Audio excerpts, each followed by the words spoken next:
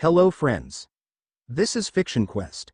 How are you all? So in this video, we will see, what if Naruto become the king of the pirates and fell in love with Nami? But before we start, if you want more amazing stuff like this, then be sure to subscribe to our channel and like this video. Also, if possible, share this video. At the Valley of the End, here we find two wounded warriors. One is a quite tall teen, though some would mistake him for an adult due to his feral side. He has long spiky sun-ed hair with small bangs down the side of his face that shines throughout the barren wasteland that was once a beautiful land. He has 3 whisker-like markings on each side of his cheek that make him resemble the looks of a fox, and his bright blue eyes that from time to time change red and slitted. He is 6 feet 2 feet tall and has a horrible orange jumpsuit on that is now ragged due to the battle that has taken place. As he glares down at his opponent, this boy was Naruto Uzumaki Namikaze. His father is Minato Namikaze, and mother, Kushina Uzumaki, as they were both feared throughout the land due to their overwhelming power that could rival the two-tailed beast. On the other side of the field, no one would care about except a pink-haired Sakura, one of Naruto's teammate or soon-to-be ex-teammate, who is currently bleeding out with tears streaming down her face while staring at Naruto's opponent, who turns out to be Sasuke Uchiha. The last remaining man of his clan. He has a gray robe wrapped around his body and a purple snake-like belt that wraps around his waist. His hair was jet black and in the shape of a duck's, but his eyes were in the Mangekyo Sharingan form, and he was also glaring daggers at Naruto. "This is over, Sasuke. I'm never gonna let you finish Madara's work." Naruto coughed as he began going through hand signs that made Sasuke's eyes widen with slight fear as he began to back away slightly. "Stop it, Dobi, you're not thinking straight," he shouted as he went through hand signs with him. However, he stumbled when he heard Naruto call out his final move. "Husang Inga no Jutsu. Sacrificial Seal Jutsu," he shouted as he slammed his palms on the ground, and a small black hole began to form in front of him as Naruto and Sasuke were dragged into the black hole, as the area around them was left in complete silence as the two ex-teammates were now nowhere to be seen, as the black hole was now gone, with Kakashi looking at the spot where the black hole once was as a single tear went down his eye. "Somewhere, nowhere. Kid, wake up. Kid." Kurama the Kyuubi inside him shouted as Naruto slowly began to open his eyes. "Ah, shut it, furball. My head hurts enough as it is." Naruto ed in pain as he looked around and noticed he was in some sort of void or limbo. As he looked around, he noticed the body parts scattered around the place as he raised an eyebrow. "Hey Kurama, how come we never ended up like that?" he said as he pointed at the head of Sasuke and looked that his eyes were still open. "Well, I had to do something that I figured you would be pissed at me if I told you," Kurama said nervously. "Ooh, and what would that be?" he demanded. "Wow kid, calm down. I had no choice but to turn you into a Hanyo. Half-demon," Kurama said with a sad chuckle, expecting for Naruto to start shouting at him, but to his surprise Naruto looked happy. "Wow, really? That's so cool. Now I am a bit like you," Naruto said as he examined his body and noticed he had an orange fox tail and ears with white tips, and his whiskers also became a bit more dense to make him look more feral than before. His fangs had become a bit longer and his body had grown a few more inches and more bulky, which made his orange suit look too tight for him to wear anymore. "Well, not that I'm complaining, Kurama. What can we do in a void, or for that matter, how do we get out?" he asked as he entered his mindscape, which was no longer a sewer but a lush green forest, and he sees the fox lying down in his favorite place under a tree. "Well kid, we will be able to get out in maybe 1 to 3 days, and we will probably be heading to a complete different world, so in that time I am going to help you in controlling your demon half," he says as he grins evilly at him with a mad crackling laugh which caused Naruto to sweat drop while looking at the fox. "Geez, thanks you old ass fox," Naruto grumbled as he sat down in a meditating position. "So how many tails will I have?" Asking this, Kurama looked at him and grinned. "Well kid, you will have every tail that I have, plus my chakra will come back to me once you have all 9, but to you all 9 tails worth of my chakra will be stored in your one tail, and you might end up living as long as me too, he." Naruto chuckled as he looked at Kurama. "Well, at least you will stay with me." Kurama smiled back at him. Or grinned, depending on your point of view. "Well, let's get started because this is going to be fun for me," he chuckles as Naruto stood up and began to crack his bones in his body, indicating that he was ready, but if you looked closer at his face you would be able to tell that he was a few shades paler. "Let's do this then." Time skip 3 days. Naruto looked around as the area around him began to shake and another black hole suddenly appeared beneath his feet and sucked him in. However, the last thing you heard him say was, "Ooh no, I'm going to get another headache." Unknown pirate ship, was the sound of our blonde hero who only a few moments ago came flying through the black hole which opened up in the sky, and now he is falling towards water which is as far as the eye can see except for one ship that is just a few moments ago. Kujbunshin no Jutsu, Naruto shouted as he was falling. A clone poofed into existence and grabbed Naruto and spun him round and threw him towards the ship, and he went flying through the deck of the ship. What the hell was that? One of the men on the ship shouted. This could be interesting.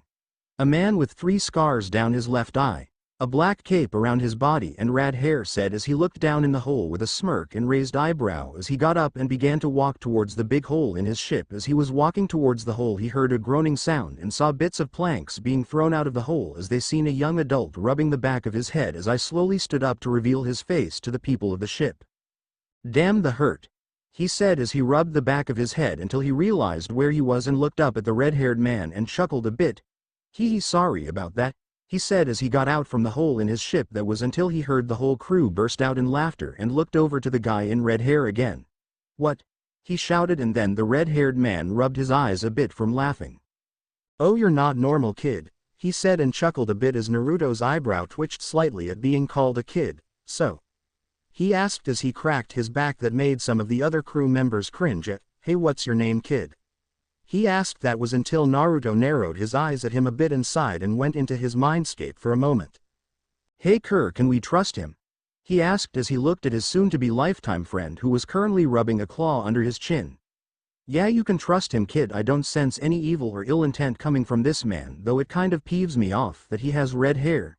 Naruto burst out laughing in his mindscape as he smiled towards the redhead. Hey cherry head, name's Naruto. He hummed as he laughed as he seen the red-haired man's eyebrow twitch until he smirked back. Nice to meet you, Goldilocks. I am Shanks, though people who don't like me call me the pirate. Red-haired Shanks for my title. He laughed back and soon the both of them had their arms around each other. I like you, Naruto said as he chuckled. My mother had a similar nickname to you, only a lot more scary. He laughed as he seen Shanks shiver a bit. Oh, and what was her title? He asked out of curiosity and paled a bit when he saw Naruto's smirk. Well, she was known as Red Hot Habanero.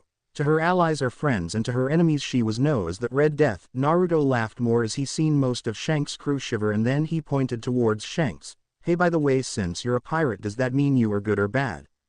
He asked as he sat down on the ground. Shanks just shook his head as he went to the banister of the ship and laid back on it.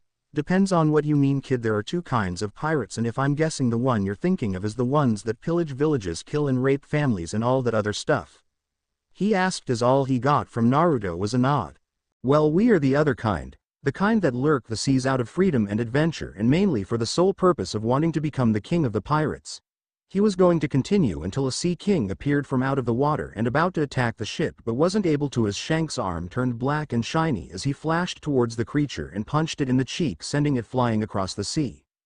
After the battle with the giant fish, Naruto waked towards the captain and asked him and pointed towards his arm. Hey, what was that you used? He asked as Shanks turned towards the man as he chuckled a bit. Oh, that was Conqueror's Haki. It goes black to show. You have learned it, and when full mastered you are able to punch a battleship and it will most likely explode and you would walk away without a scratch, he said with a laugh at his new friend's gobsmacked expression. Then he grinned at Shanks. Hey, if you can teach me all Haki, I will teach you some of my tricks that will make devil fruits look like child's play. He smirked as he remembered Kurama telling him about most of the things on this world, like the 2 kinds of pirates. World government, warlords and emperors, and he already knew Shanks was an emperor. This caught Shanks' attention with a raised eyebrow and a smirk back towards Naruto. Sure, Naruto, but Conqueror's Haki is different from the others, as only 100 people per 10 years get Haki, and I want you to show me what you mean by making devil fruits look like child's play, he said as he saw Naruto get in a stance that show his legs spread and his arms curled into fists as he closed his eyes and told Kurama to help with releasing half his ki, killing intent. As he did so, and to his surprise, he only saw Shanks buckle his legs a bit towards the pressure and saw nearly all his crew wither out cold or on one knee. Sorry about that. I would have used all of it, but I would have killed some of your crew. Naruto then went to form a Rasen Shuriken, and threw it towards the sea that ended up creating a huge explosion that made some of the ancient weapons look like toys. As he wiped a bit of sweat from his forehead, he looked over to Shanks and smirked. Well, I can't teach you that, but there might be something that I can't teach you which is in my opinion much cooler. He chuckled as he formed a familiar hand sign and 20 clones appeared from smoke. So what you think? He asked with a bit of hopefulness in his voice. After a while Shanks managed to control his amazed face and look over to Naruto.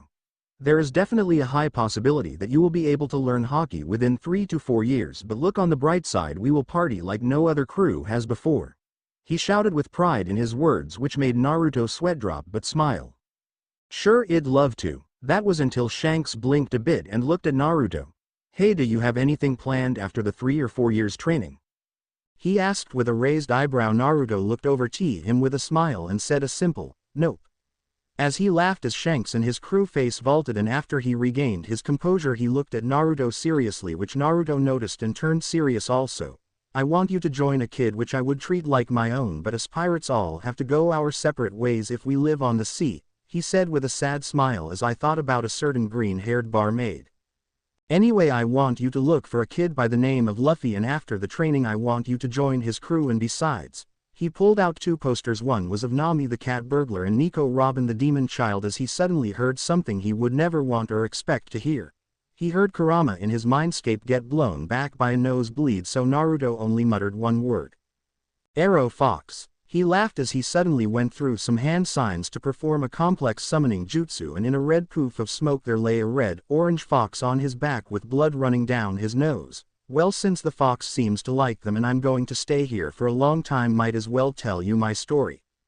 One long-ass story later, here we find Naruto sitting in the kitchen with a big cup of sake and Shanks next to him, who had steam out of his ears, with Yasop in his right hand holding him back from finding Naruto's village and burning it to the ground. Not that he would find it. Naruto could only smile his true smile at Shanks and hugged him after a while, telling him thank you. After a while we now see Shanks and Kurama in a corner looking over some of the hottest pirates in the world, while on the outside Naruto was grumbling things like Kerr being a pervert, but on the inside he was smiling that Kurama could finally be himself.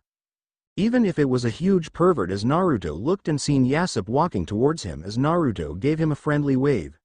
Hey Naruto, I got a favor to ask ya. He heard Yasop say as he looked over to him with a raised eyebrow to show him he was listening. Well, I've got a kid, his name is Usopp and he's part of Luffy's crew, and well, I want you and Usopp to have these, he says, handing Naruto 2 sets of 2 revolvers.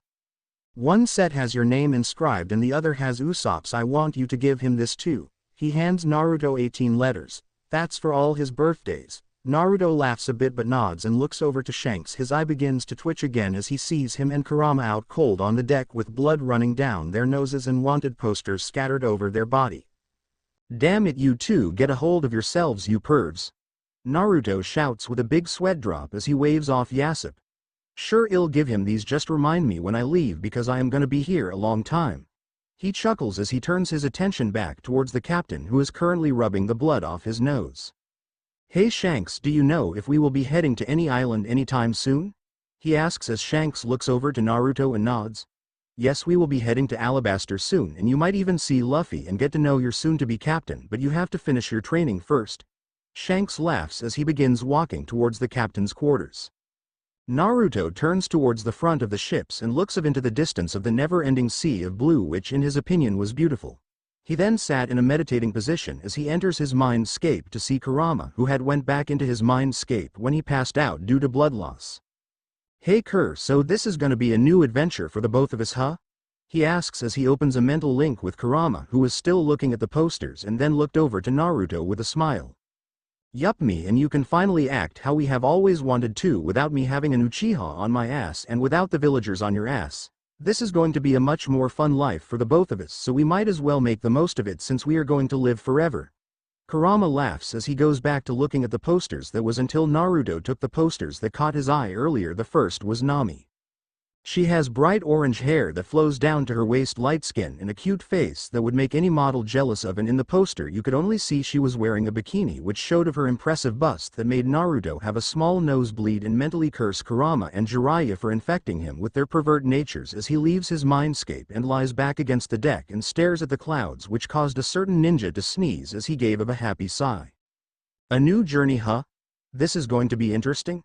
3 weeks later. It has been 3 weeks since Naruto has landed on Shanks' ship, and he can happily say that being a pirate is the coolest thing since wanting to becoming Hokage, and he is looking forward to getting his first bounty, and he was surprised when he seen that Shanks was worth 850 million belly, and when Shanks told him about Luffy's dad's bounty he ended up falling off the ship, although he didn't land in the water thanks to using his chakra. Much to the shock of the crew, but they just shrugged it off, saying that they have seen some shit, which made Naruto and Kurama nod their heads along with them. After all, they did end up fighting 3 types of gods, or close to that of a god. However, now we find Naruto walking along the water towards a desert island as far as the island can see. A few days back Shanks' ship docked at the island and told Naruto to stay here for a few days and that they would come and pick him up, and Shanks ordered Naruto not to tell Luffy that he was here and that he could only meet up with him if he was stronger or at least learned how to use his haki. So now here he is walking along a barren wasteland of sand. "Hey Kerr, can you sense any life nearby?" Naruto asked as he walked like a zombie across the scorching sand. "Shut up kid, you asked me that 5 minutes ago and I told you to keep heading the way you are going. And besides, Luffy is in that direction and you can test out your observation haki, which Shanks said he would teach you first." Kurama growled a bit as he mumbled stuff about impatient brat. Naruto could only nod and sigh in defeat. However, that was until he found a huge hole and suddenly fell in it.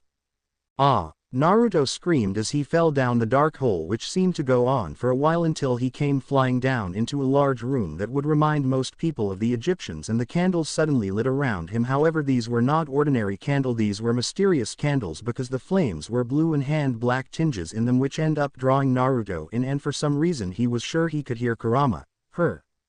Just thinking that sent shivers up Naruto's spine. As Naruto looked around the ancient room he came across a big stone door which had some weird symbols of a fox.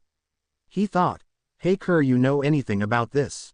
he asked as he looked around the door and noticed 2 palm-like patterns on the door. "I don't. But I really like the feel of this power that is behind this door, and it's drawing us both in towards it, which makes me drool at the thought of it," Kurama giggled, which caused Naruto to freak out at the fox a bit, but Naruto could only nod along with the fox as the power did make him shiver in delight and want to jump the power at a moment's notice. So he put his palms on the patterns, and after a few moments the door began to rumble and move as some of the dust and sand dropped off the door and caused Naruto to cough a bit and wave his hand around to clear the view and hide his face as he slowly walked inside the door, which led to a corridor. Although as he began to walk down the hallway the same blue flames lit up as he continued to walk down the hallway. Naruto came to a huge opening of the ancient place, which surprisingly looked a lot cleaner than the other parts of the place as there was no dust or sand. However, something in the middle of the room caught his attention, which made Naruto's and Kurama's eyes widen comically that they nearly fell over, because in the middle of the room was a pedestal, and on that pedestal was what caught our adventurer's attention. This immediately made him begin to walk towards what was a devil fruit, and this devil fruit was exactly how Shanks had described them, and he said that they were meant to be 3x the size of an apple or something like that, and he also said that all of the fruits have their own specific color, and this devil fruit was dark blue with black tips on the edges of the fruit. "Hey Kerr, I don't know about you, but this fruit looks tempting to eat, and I want to know why this fruit has been drawing us towards it," he says as he slowly picks up the fruit and examines the fruit. "Hey kid, I say you eat it. If I remember correctly, while I was searching through the book of devil fruits, that fruit right there is the strong's fire logia there is, and is powerful enough to surpass Whitebeard when used right," Kurama said, and almost drooled at the fruit as Naruto widened his eyes at it slightly. "Oh, so what fruit is it then?" he asked as he slowly began to lick the top of the fruit while having slight daydreams about the fruit's power. "It's called the Foxfire no mi, Foxfire fruit," he says as he chuckles. "Just call it Foxfire fruit for now, it's far too long for my liking," Kurama says as he watches Naruto burst out laughing for a second. "Oh, I should have known this would have attracted us since you are a fox and I am currently half fox. It's only right that a Foxfire which has the name Fox in it would attract us both," He laughs as he rubs his chin, wondering if he should pay the price for not being able to swim. However, that thought was thrown out the window after what Kurama says. Hey kid, don't worry about not being able to swim, you usually only walk on water anyways. He laughs as he watches Naruto swallow the giant fruit in one bite as Kurama looked at Naruto with a raised eyebrow. Feel any diff? Kurama's words were cut off when Naruto's left hand was suddenly engulfed in blue flames with black tips similar to the flames on the candles, which made Naruto feel a lot more warmer, and the flames just felt right to him as he began walking towards the exit to the tomb while playing around with his flames and his tail unconsciously waggling with excitement and giggling a bit. I can't wait to see the look on Shanks' face when he sees this. He laughs, and Kurama could only smirk at Naruto as he slowly exited the tomb and began to walk towards the place that Kurama told him before. However, this time Naruto could feel a similar power to his close by, which made Naruto very curious about it, but he just shrugged it off and began to walk towards the city.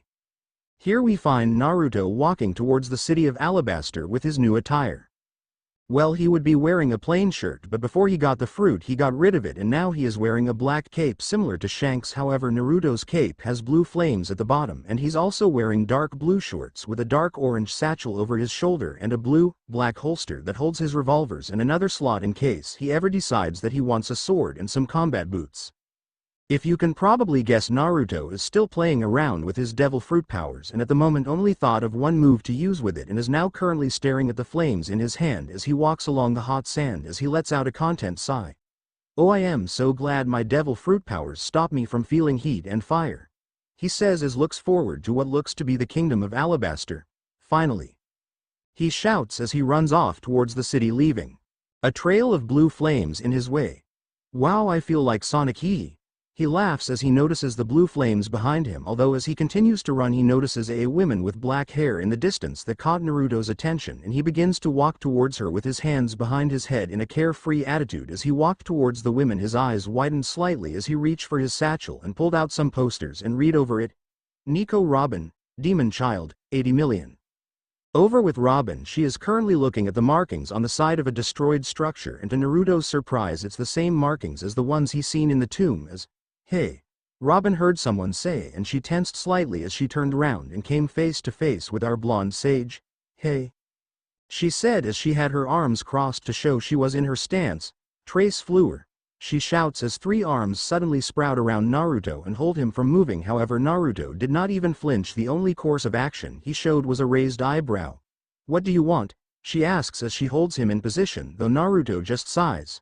"I noticed you were looking at the markings on the wall of the fox," he replies as he jerks a bit from her, tightening her hold on him. "What do you know about this?"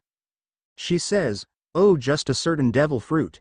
He chuckles as he sees her eyes widen, and just as she was about to tighten her hold his flames suddenly engulf his whole body, disabling the hold that Robin had on him. "Foxfire."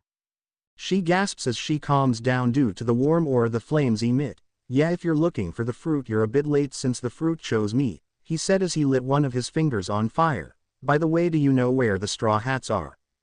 he asked as Naruto began to walk towards her as he looked her over in her attire. "Cute," he chuckled as he seen a tint of pink on her cheek, but she wondered what he looked like since the cape covered most of his face due to having his hood up. "What do you want with the straw hats?" she asked as she tried to look at his face in turn. All she could see was the huge grin on his face. "Well, I will be joining his crew in a few years, so I thought I'd come meet him early," he says, which caused Robin to become even more shocked, but before she could ask why, a man in a straw hat was sent flying past Naruto, who narrowed his eyes as he turned his attention to the guy wearing the straw hat, and then he noticed a guy with a hook come out with his lower body covered in sand. "Hey Sandman, don't go killing my soon-to-be captain," Naruto roared as his flames spiked. However, before he could attack the hook guy he felt the similar power to his own again, which to his surprise sent a shiver of delight up his spine. As with the straw hat guy, he groggily stood up as he had blood down the side of his head and was heavily injured as he looked over and the cloaked figure who he thought was Shanks until he seen his hair and the blue flames on the bottom of the cape. "Time to try out my first move of my new found power," he whispers as the cloak covers all of his face except the huge grin on his face as he aims his finger at the Sandman. Yao yao no bullet. He whispers again as his finger shoots out a blue flame towards his opponent, which the flame could not be tracked with the normal eye due to the speed the flame was traveling, and hit the Sandman in his gut, sending him flying into a nearby wall as he turns his attention towards the Straw Hat Boy and lifts his hood from his head. Are you Monkey D. Luffy? He asked as he walked towards him, as his palm turned green as he put his hand on his body, which caused the boy to tense a bit but relax after a while due to his wounds no longer hurting. Yes, I am Luffy, and I am gonna become the king of the pirates. She. He laughs as he puts his hat back on his head. Naruto was about to ask him something until sand begun to pick up around the area and he heard a voice. Mole mole no storm. The man shouted as his sand picked up into a small tornado and began to make its way towards Naruto. Insolent fool, how dare you attack me? He shouted as Naruto formed a small Rasen Shuriken in his hand and threw it towards the storm, causing the storm to become nullified. Will you stop interrupting me, crocodile?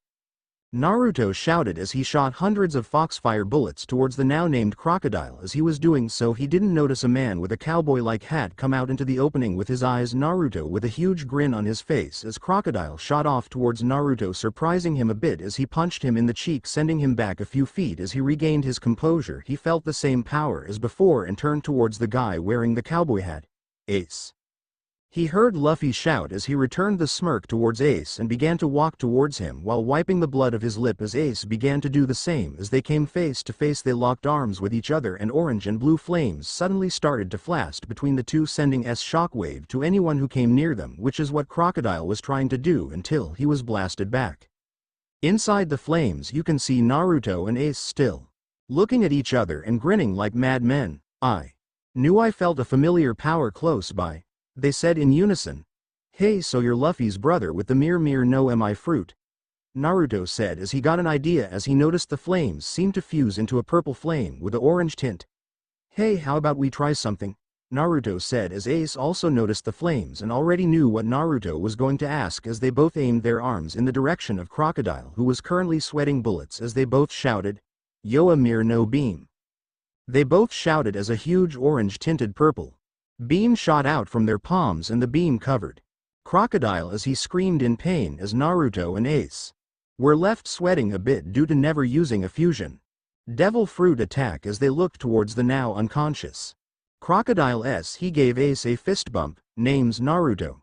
He grins as Ace smirks back. Name's Ace, or my nickname is Fire Fist Ace. He laughed as he noticed Naruto raise an eyebrow.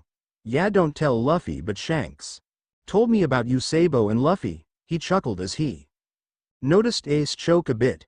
Yeah, after 3 or 4 years I'll be joining Luffy on his crew, but at the moment I am learning how to control my devil fruit power in Haki. He says as Ace smirks. Hey, if you want during your time on your training trip, I'd be glad to help out a fellow fire-type devil fruit user, and I bet Marco would love to meet you. After all, our meeting was similar with me and Marco, although he just wanted to butt heads at first. At this, Naruto's smile widened as he laughed a bit. Oh, you mean Phoenix Boy? Yeah, I'll be glad to meet him, and I'll tell Shanks that I'll be coming over to see Whitebeard about the training. Ace just shook him off and laughed a bit at the nickname for Marco, as they both turned their attention towards Luffy, who was currently talking with some of his crew members and a girl with blue hair, as him and Ace began to walk towards them with Naruto's cape swirling behind him, making him look even more badass. Hey Luffy! Naruto and Ace shouted in unison again, which caused the two to butt heads. Stop that! They said again. Now they both said Aegean, but then they just burst out laughing along with the other people who were there. Yeah, what can I do for you? Luffy asked as he sat down with his legs crossed. Naruto just smiled at Luffy. Yeah, I want to join your crew in 3 to 4 years' time. Naruto said as the rest of the Straw Hats appeared and looked towards Naruto with his cloak now overshadowing his eyes, as Luffy just laughed. She, well, you act really similar to my brother, so I'm welcome to let you join, but what is your dream? Luffy asked seriously as Naruto just let out a sad sigh. By the time I join your crew, my dream will already be accomplished, he said as Luffy just nodded and smiled. Okay, I'll see you in 3 to 4 years, he said as the rest of the Straw Hats introduced themselves to him with open arms. Well, except Zoro and Sanji, who were still a bit weary of him.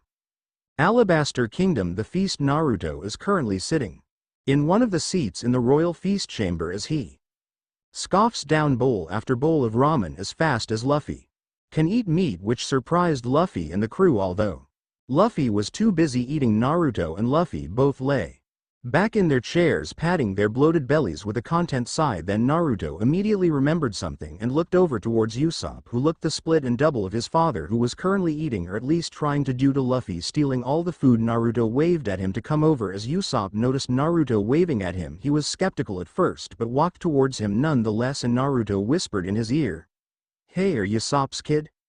he asked as Usopp was just about to yell but was stopped when Naruto covered his mouth with his own hand. "Shush, I don't want Luffy to find out that I've been on Shanks' ship yet, and if Shanks found out he'd kill me, which it's why I'm only telling you this, as Usopp gave me something to give to you since he was never there for you," Naruto said as he handed Usopp the revolver and the letters. "Thank you, Naruto," Usopp said, who was on the verge of bursting into tears as Robin looked towards Usopp, who slowly left the room and then turned her attention back towards Naruto, who went to cleaning his revolver, who ended up sulking a bit, saying things like, "I never got to use it," which made Robin giggle a bit, which caught Naruto's attention and made him look at her and smile. "What?" he asked as he gave her his rare foxy grin, which caused Nami, who was stared at Naruto, to listen to the conversation, to blush a bit, as well as Robin, who looked away for a bit before turning back to Naruto. "Well, do you know why the devil fruit chose you?" she said as the whole room went silent, as Naruto let out a small sigh and said, "Well, since I am going to be with you, I might as well show you my true form and my story," he said as he dispelled the genjutsu to show his now blue tail and ears with black tips, as he started to explain about Kurama and how he is a Hanyo, which got an unexpected reaction from the girls and boy. Luffy and Ace had stars in their eyes, and Sanji and Zoro were grinning while the girls were now blushing red at how kawaii they looked in their eyes, which did not go unnoticed by Naruto, who in the end also ended up blushing a bit as he also told them that he wasn't going to let Kurama out because he was more perverted than Sanji. This caused him to get a glare from him, which Naruto just shrugged off and told Sanji that he was drooling blood from his nose and that if he let him out he would probably jump Nami and Robin, which caused the two to growl a bit, which caused Naruto to hold up his hands. Hey, now I'm only protecting the two lovely ladies." He sighed in relief at the reactions, which was a blush, which in turn caused both girls to think the same thing. "My heart is beating fast, he's so hot," the two thought, and ended up blushing more. But Naruto's conversation with the ladies were over due to a call for Luffy. "Hey Naruto, what's your devil fruit called?" he asked as Naruto looked at Luffy with a deadpan. "Did you not hear me call out my move?"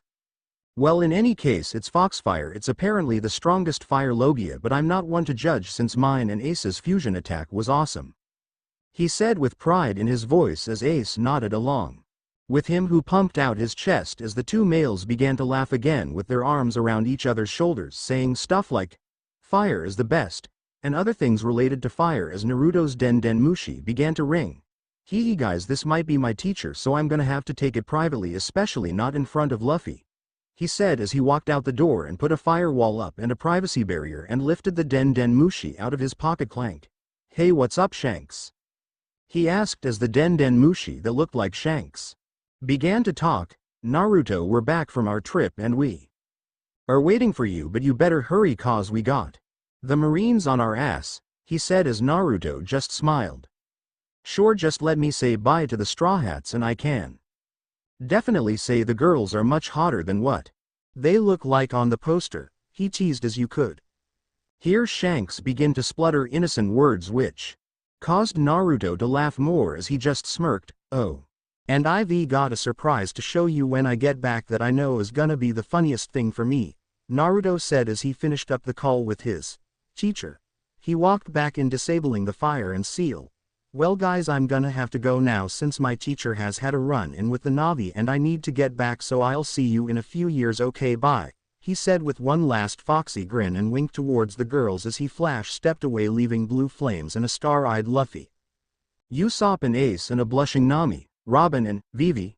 Naruto wondered as he just shrugged it off as he began to step towards the ship with red-haired pirates. Damn it, where is he?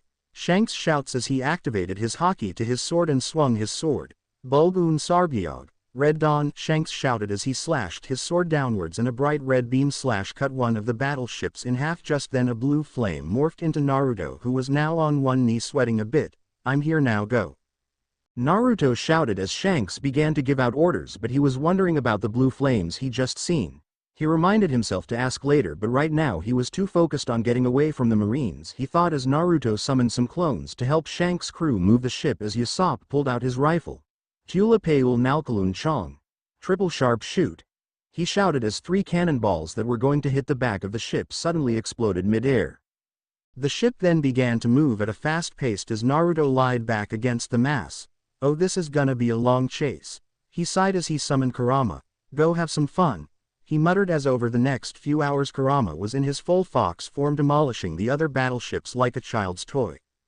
Somewhere at sea, Naruto is currently lying down on the deck snoring away as Shanks walks towards him. Hey Naruto, get up.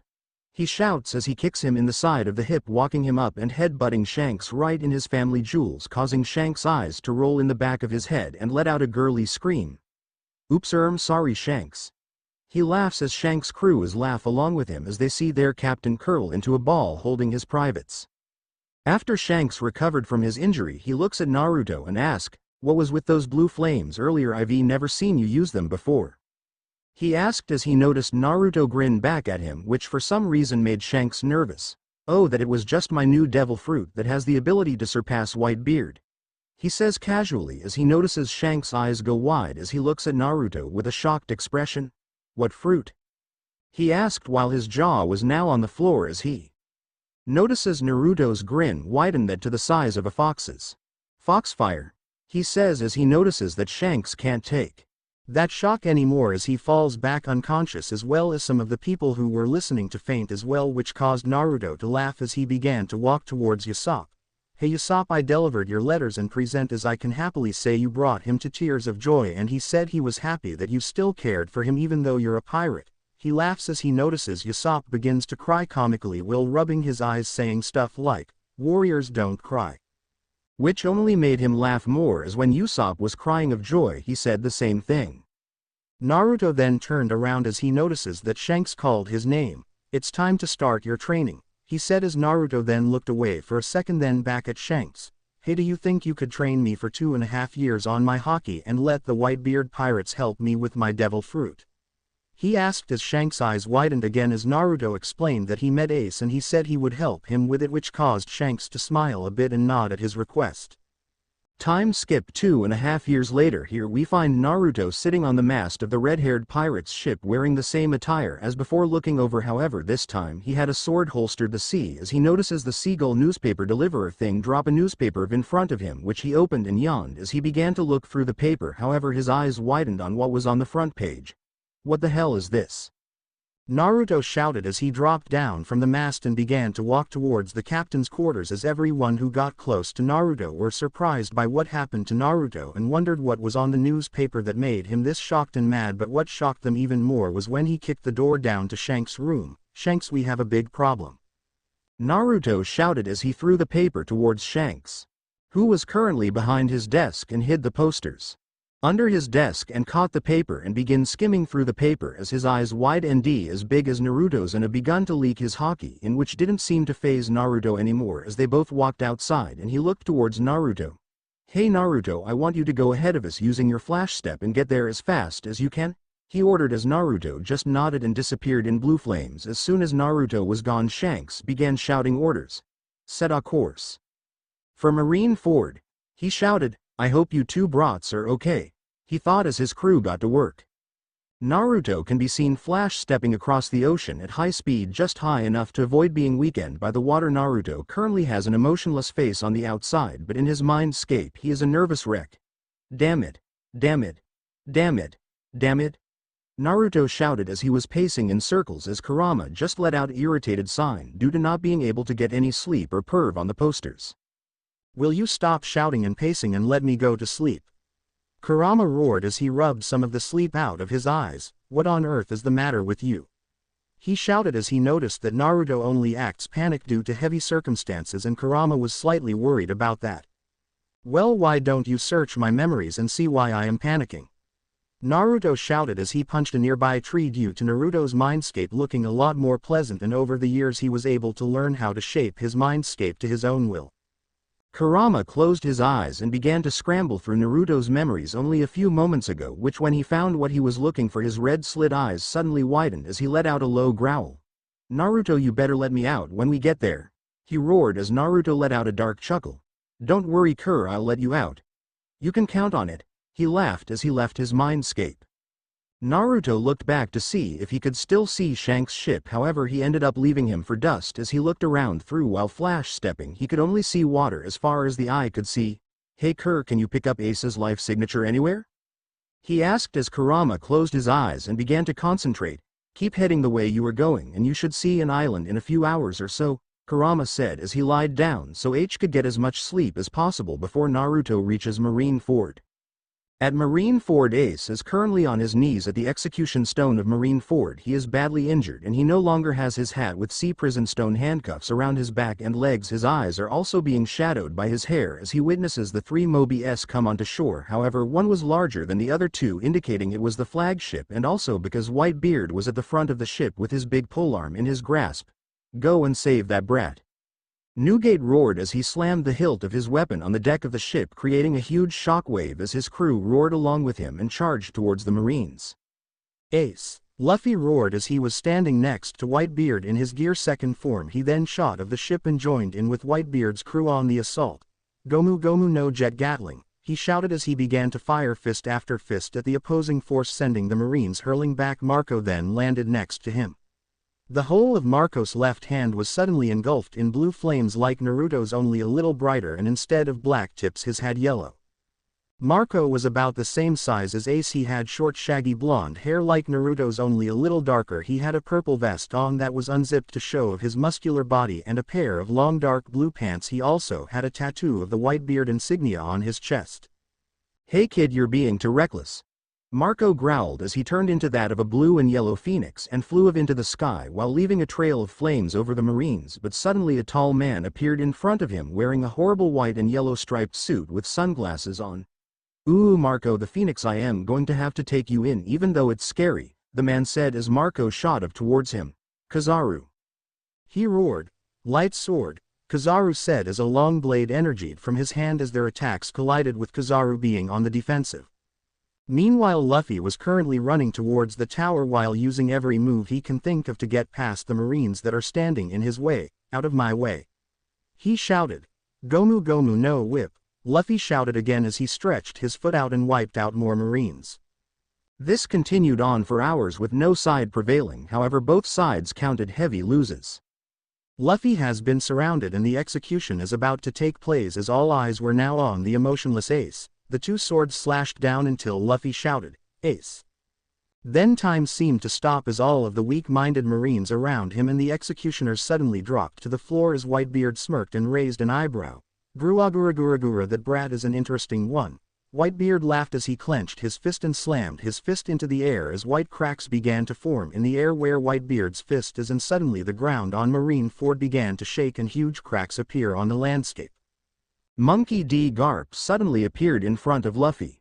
However, Luffy sent a right hook straight into Garp's jaw, sending him hurling into a nearby wall, shattering the wall into pieces as he jumped up to the execution platform to confront Ace. Ivankov then suddenly appeared behind Luffy. Luffy, I got the key to Ace's handcuffs, he said as he threw the key towards Luffy and went back to fighting the Marines. However, before he could unlock the handcuffs, a huge golden hand came down in front of him, so Luffy expanded into a huge balloon and nullified the attack that came from the Fleet Admiral Sengoku, who was now in his Buddha form, who was knocked back a bit by the block. Ace had tears down his face as he looked up at Luffy while he was putting the lock into the keyhole on his cuffs, and as soon as the cuffs fell of his arms and legs, his flames suddenly shot out at all directions, only avoiding Luffy, who was now side by side with his brother. All of the Whitebeard pirates were cheering and roaring, shouting things like, Ace is free, and, we have won. Luffy and Ace then begun to make their way down the tower, taking out anyone who got in their way. That was until Akainu landed right in front of them, with his eyes shadowing his eyes as he clenched his fists and his hands were suddenly engulfed in lava. and shot lava dogs towards Luffy and Ace. Mera Mera no fire fist. Ace shouted as he punched the lava dogs away without getting burnt due to him and Akainu technically being similar fruits. However, the admirals suddenly started shooting lava in the air, so they came shooting down towards Ace and Luffy like meteors. Mera Mera no fire gun. Ace shouted again and flames shot at the balls of magma. However, he winced a bit when some of the magma scraped onto his cheek. Luffy was growling in frustration due to not being able to help Ace fight the admiral. Damn it. He shouted as he punched another marine, sending hurling towards other marines. He then heard Ace shout, "Luffy, go on ahead of me, I'll take care of this magma freak." He roared as his fist collided with Akainu's fist, creating a big explosion. However, Akainu suddenly smirked evilly and leapt towards Luffy, appearing behind him, with his fist about to go through his back. However, Ace appeared in front of Luffy's back ready to take the blow. Although nothing came, he turned around and his eyes widened, standing there blocking Akainu's fist with his own fire fist was Naruto. Although he was different than usual, his eyes had slits instead of normal and they were now red and glaring daggers at Akainu, and the only words Naruto muttered was, "Yeo Yeo no chum bullcoach." Flame dance. Flames suddenly sprouted all around Naruto like vines, only they were flames, and they shot towards the shell-shocked Akainu, who put his fist in a cross position and got sent a few meters back by the attack and fell on one knee. "This kid knows Haki," he growled. "Who are you?" he said calmly, although you could hear the venom in his voice. Naruto just smirked towards the admiral. "Name's Naruto. I ate the Foxfire fruit, so don't be thinking magma is stronger against my fire." He laughed as he saw the stern look in Akainu's face wash away and replaced by a shocked one, and Naruto proved it by pointing palms towards it. "Yeo Yeo no blaze storm," he roared as the flames shot towards Akainu, who shot his magma at the attack and the two attacks. While Akainu waited for the smoke to clear, Naruto placed his hand on Luffy and Ace, and Flash stepped onto Whitebeard's ship, who was currently fighting Aokiji. Naruto fell on one knee and wiped sweat from his head, and Ace looked at Naruto. "What are you doing here? Not that I'm not happy to see you," Ace said as the two brothers grinned at him. Naruto just gave a grin in return as he stood back up. "Come on Ace, you should know that I'm not gonna let my Logia bro die now, am I?" He laughed as Ace just smiled more at being called a brother to Naruto. Naruto then did some hand signs and slammed his hands on the deck. Summoning jutsu, he shouted as a fox the size of the Mobi appeared next to the ship. "Damn, I'm smaller than I used to be," Kurama said as he shrunk down to his kit form and hopped on Naruto's shoulder. "Hey Kurama, I want you to help the old man." He laughed a bit at the glare Ace sent him, and Naruto just sighed at the pleading look in Kurama's eyes, which was adorable in his kit form. "Fine, you can cause some destruction after you have helped him," Naruto said as he laughed as Kurama jumped off his shoulder and landed on Ace's head before jumping off, sending Ace to the ground and running off towards Whitebeard, leaving behind a laughing Naruto and Luffy and grumbling Ace about, "Stupid fox." With Kurama, he was running towards Whitebeard in a slightly bigger form. He now stood about the same size as Whitebeard. As he was running, he was using his tails to take out anyone that got in his way, and also shot balls of Foxfire out of his mouth at some of the marines that stood in front of him. He was surprised when he learned that he also had the devil fruit, which caused him to jump up and down like a little girl getting a new toy or clothes. However, as he got behind Whitebeard, his eyes widened slightly. When he had one fist-sized hole in his stomach, he then hopped in front of Whitebeard much to his surprise and said, "Hey old man, your kid's back, so can you let me have some fun?" he asked in his normal carefree attitude, although there was a bit admiration in his voice which caused Whitebeard to grin. "Gura, sure thing fox brat." He laughed as he turned round and slowly stomped towards his ship, due to him knowing that the fox was not a normal animal. Kurama's eyes twitched at the name but turned his attention towards the admiral and the marines that were now around him. He smiled like it was Christmas and charged towards the marines. Let's just say the only challenge was the admiral. Naruto sighed as he looked at the war that was slowly coming to an end, but that didn't stop the admirals from trying to continue. Then a man wearing a panda hat appeared and looked towards Luffy and told him that he will have to take care of his injuries. Naruto then turned his attention towards Ace, who was walking towards him with the phoenix guy. "So this is Bird Brain you told me about?" He laughed as the Bird Brain glared at him, while Ace just laughed. "Yeah, well, this Bird Brian could be classed as another Logia bro since he technically uses fire." Ace laughed as Naruto just stared at him blankly. That depends on whether you look at him as a fire type or a bird type, but I'm okay with that. After all, I might as well get to know him since someone made a promises to me and I've finished my training. Shanks' ship was already going to meet up with you, but when we found out the news I came here and left Shanks behind. Naruto laughed as he looked at Luffy, gave a weak wave to the three as the now named Law carried him away to his submarine. The ship had finally undocked away from Marineford, leaving Kurama there, who was fighting the three admirals while sweating a little bit. The admirals were surprised when he suddenly disappeared in a poof of smoke. Damn it, kid, you had to ruin my fun.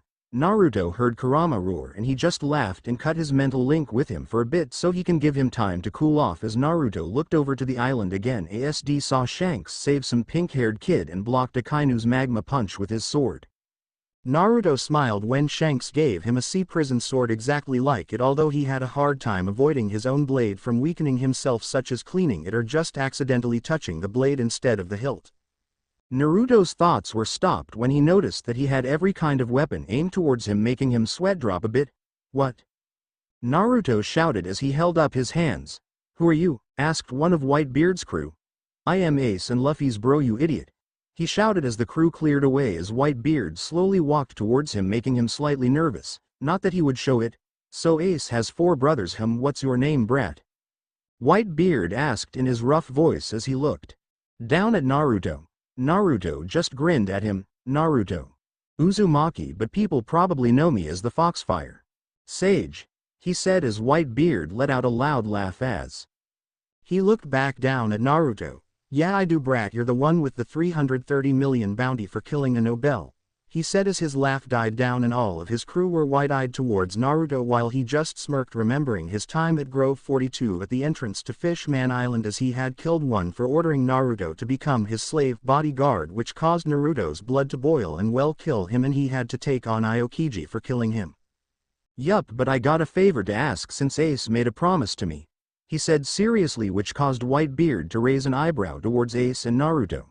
I promised I'd help him with his devil fruit.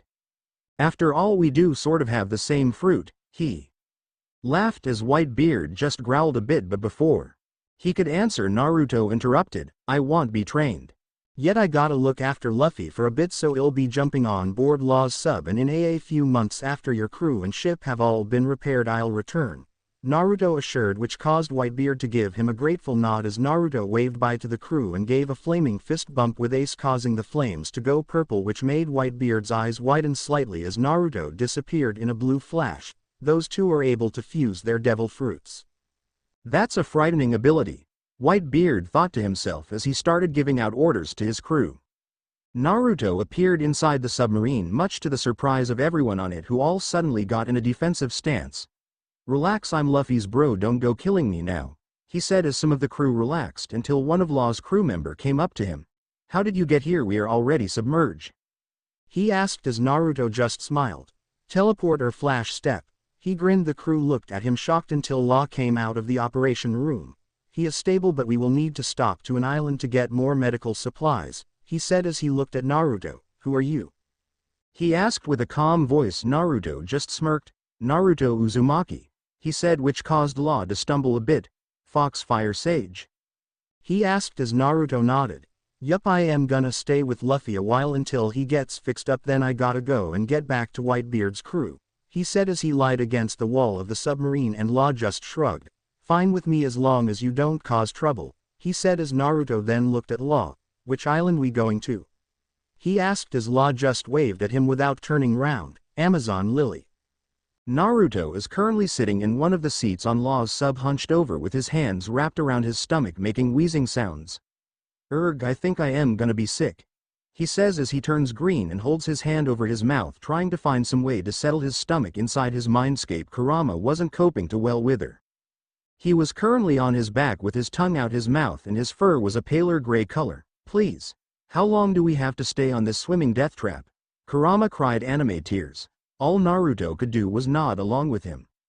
Hey Fox Sage, Law shouted from his seat on the sub as Naruto looked over at him with a sick look which made Law's eyebrow twitch. Luffy should be fine when we get to the ISL oomph. His words were cut off as soon as Naruto leapt at him, pinning him to the floor with his chair knocked over. How long? Naruto whined. Law sat up and rubbed his temples from the fall while glaring at Naruto but just let out a sigh. "A few hours," he said in his normal calm tone. Naruto let out his own sigh as he looked out the window of the sub, admiring the view while also holding onto his stomach as if he was stabbed or something. Naruto was still looking out of the window until he seen the sub begin to emerge from the water, so he rushed to the exit of the sub, pushing the other pirates out of the way. In the process, as he reached the hatch of the pirate sub, he burst out of it and began gasping. "Ooh, sweet fresh air," he panted as he sat backwards with his head looking at the sky. When Naruto decided to look at his surroundings and noticed that the Dark King Rayleigh and Jinbei was currently talking to Luffy, who was talking about meeting up with his crew in another 2 years, Naruto hopped of the sub and onto the sandy beach and started walking towards the pirates, not before letting his legs getting used to being on land again. Naruto was currently talking with Luffy along the coast as they watched Law's ship slowly beginning to submerge. "So you're going to train for 2 years before you meet up with your crew again?" Naruto asked as Luffy just did his infamous smile. "Yeah, if we want to go to the New World we have to become much stronger, so Rayleigh has come up with a plan to get my crew to meet up in those 2 years. Naruto just nodded his head. "Yeah, I guess you couldn't come up with a plan like that." Naruto laughed, which caused a tick mark to appear on Luffy's head. "Hey, yes I can." "Shishishi," he yelled with a laugh of his own. Naruto just let out a sigh as he waved bye to Luffy and told him that he would meet up with his crew in the 2 years that they would be training, and that he also said that he was going to be staying on the island for a while until the Whitebeard pirates would meet him on the Island of Women. After everyone had departed, the only one left standing on the beach was Naruto, who was currently staring into the dense forest that lies before him. He knew that the women that inhabit the island had already seen him and everyone that was with him before, but he just ignored them. Naruto then began to walk slowly towards the forest. That was until an arrow came shooting towards him, heading straight towards his head, but thanks to his observation, Haki, he slid his head to the side and the arrow shot past his head, threading a few strands of his hair. In the process, the arrow that went past him hit a nearby rock and the rock was impaled by a large crater due to the arrow. Haki infused arrows, that's new for me." Naruto chuckles as he threw some chakra-infused Sharingan at the culprit, who ended up leaping into the open. It was a girl with blonde hair and wearing some very revealing tribal clothes. She also had a strange-looking snake around her neck. Naruto looked at her with his arms crossed, staring at her, although she was bending her snake so that it was in the shape of a bow at him. "What are you and what are you doing here?" she demanded. Naruto just chuckled at her. "Don't worry, I'm just waiting here for a crew of pirates to pick me up since I will be leaving in a few weeks," he assured, and smirked at the other question. "And for your, what, question, I am a man," he said as she widened her eyes. Naruto had figured that they would not know what a man was since it was called the Island of Women after all. "Well, you will have to come with me to see the Empress," she demanded again. Naruto just let out a small huff as he slowly began walking towards her. Naruto had figured that she was going to put him to sleep just as he thought that she stabbed an arrow in his upper shoulder, but to her surprise he didn't even flinch and ended up falling asleep while standing. A few other Amazons came out and began to move Naruto towards the village while also getting a little curious about the structure of a man. Amazon village. Cell. Naruto groggily got up and rubbed his eyes a bit and realized that he was in a cell, and when he looked around the cell he noticed that where the bars were, they were currently lots of women mobbing around the cell. Some were blushing and some were examining. Naruto then stood up and looked at the women who stabbed him in the shoulder. "You didn't have to stab me, you know," he deadpanned at her as she just let out a small growl. Shut up," she spluttered. Naruto raised an eyebrow at that, but then looked down and realized that he was so using his devil fruit. He engulfed his body in a blue flame, vanished so that he was wearing his normal clothes again. Some of the females let out whines and growls at why he wasn't anymore, and others were shocked at what he had done. Naruto then sat in the lotus posture and went into his mindscape, much the confusion of the women. "Hey Kur, are you still alive?" Naruto laughed as he saw Kurama in a near-death state with his nose red from all of the blood loss. "Why? Yes, I am alive."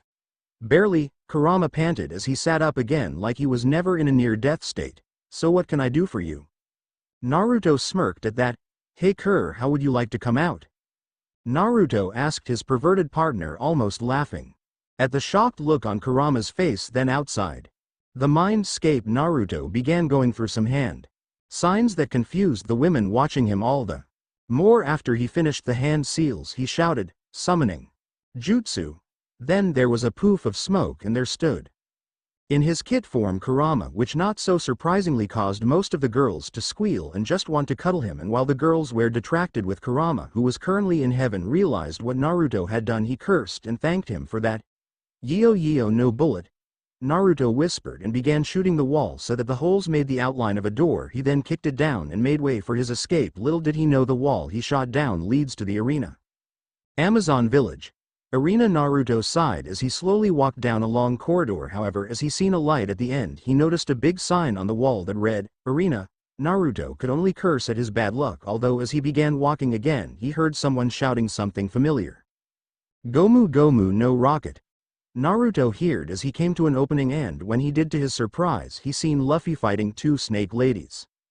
Naruto, however, was now the center of attention as he slowly walked to the middle of the arena and stood his usual stance with his arms folded. Some of the women, however, were shocked.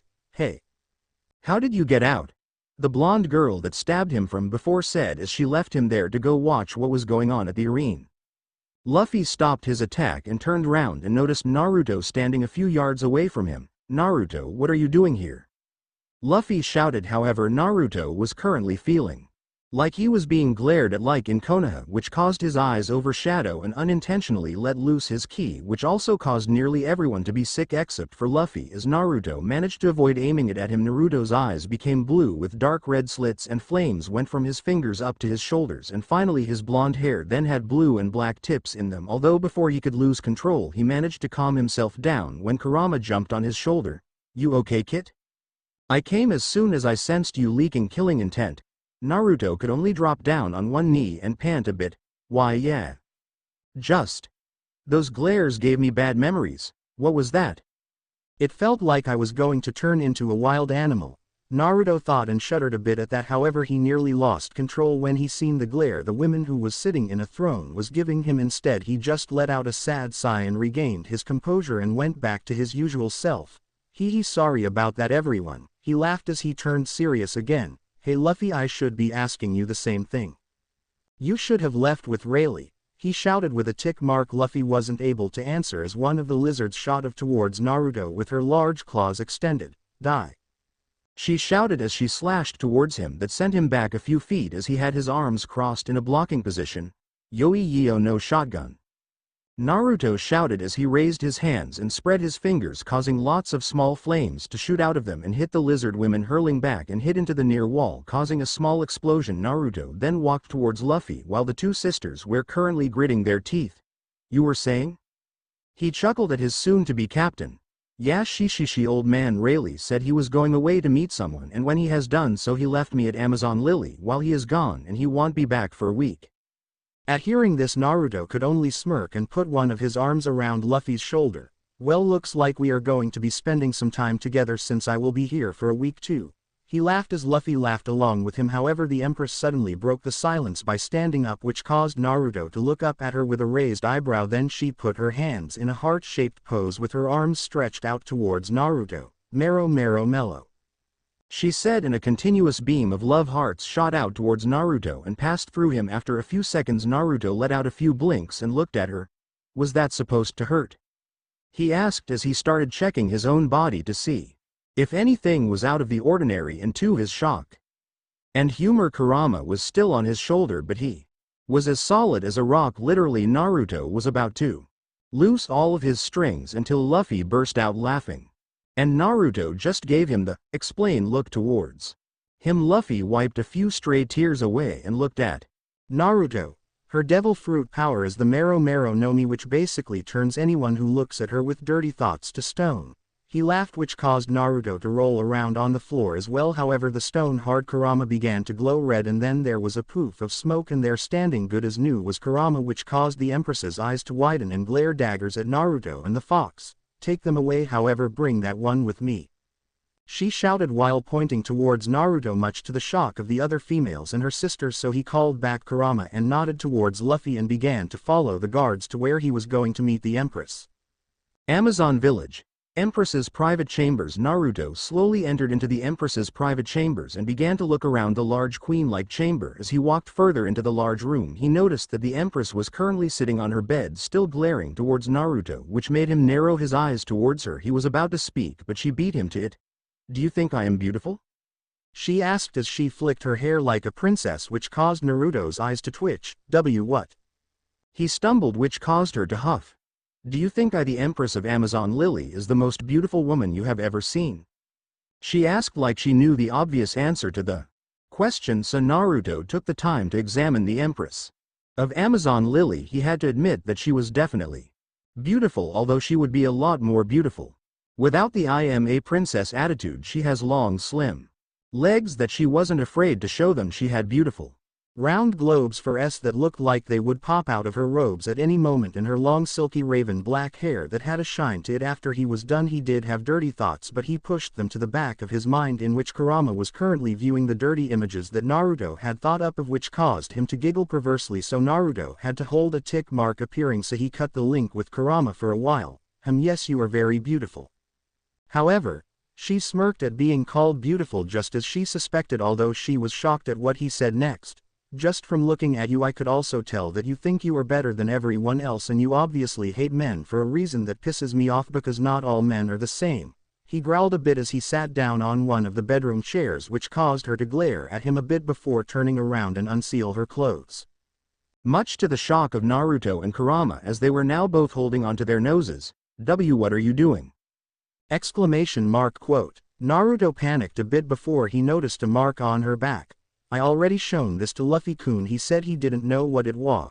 She was cut off by Naruto. "The slave mark." He sighed as he looked up to the sky. "Yeah, I have seen it. It's a mark of those asses of the nobles," he said, but he spat the word "noble" with venom in his voice. However, he just smiled at her. "What do you think of me now?" she asked as she put up her mask, which Naruto noticed immediately. "So you hide behind your mask?" Naruto gave out a sad chuckle as her eyes widened ever so slightly. "I don't know what you were talking about, man," she said, but cursed herself for stuttering. "Don't lie, Empress. I've hid behind a mask nearly all of my life, and if I had to guess, so have you." He smiled at her again. "And no, I don't think of you any lower since you have that mark. It's somehow similar to the mark I have." Naruto chuckled as he gave her his foxy grin, which caused a slight tinge to appear at the side of her cheeks, and small tears welled up at the corner of her eyes. "Oh. And my name's not man, it's Naruto, your Empress." He laughed at her, which she gave another glare at him, but just let out a small huff and looked the other way. "And my name's not Empress, it's Boa Han." The now named Boa Han introduced herself to Naruto, in which he smiled at her and lifted his shirt off so that he could show her his mark, which caused her cheeks to turn red at his well-toned body and the abs that looked like they were carved from Kami herself. But then the markings caught her attention and she slowly ran her index finger up and down his mark, and he began to explain what it was, and that it was a mark that kept his pet, partner, friend inside him, and that it was the fox that she had turned to stone earlier was intact, a demon. Don't worry about him, since he is a pervert. He wouldn't dream of destroying this island. He laughed as Boa just gave Naruto a grin that promised that Kurama would experience pain the next time she seen him. Naruto just gave a small pray towards Kurama as he knew he was in for a hard time. Then Boa was having a mixture of anger and relief towards the people that hurt Naruto, which confused her a bit. "Now it's your turn to remove your mask," Naruto ordered, and for some reason she just listened to him and burst into tears and covered her eyes. However, she stiffened a bit when she felt a pair of arms wrap around her body, so she cried into Naruto's chest. After several minuets of her crying, she ended up falling asleep in his arms, so he had put her down on the bed and gave off a small chuckle. "She actually looks cute when she's asleep." Naruto slowly walked out of the room, unknown to him that she was still awake. Amazon Village. Arena headed to the arena, which was currently empty. All except Luffy, who was busy training some of his techniques. He sat at the edge of the arena and lied back with his hands behind his head and did what Shikamaru liked to call cloud watching, as he slowly raised one of his hands and lit up one of his fingers. Then he suddenly got an idea for one of his new moves. He held up one hand and Kurama's chakra entered it and caused his hand to change into gold for its Biju form, and he lit his other hand with his blue flames and he slowly put his hands together and pushed them outwards, and it shocked him what happened, which caused him to smirk and let out heavy panting. Damn, that draws a lot of my energy. I think that's a new move for me. I think I'll call it Yoi Yoi no Pogzeu Bunno, Fox's Rage. Yeah, I like that. Though this did not go unnoticed by Luffy or Boa, as she had woken up and began doing her usual work as the Empress, and Luffy had stars in his eyes. Sucol. He kept shouting, which caused Naruto to hit him over the head. I just learned it now, shut up.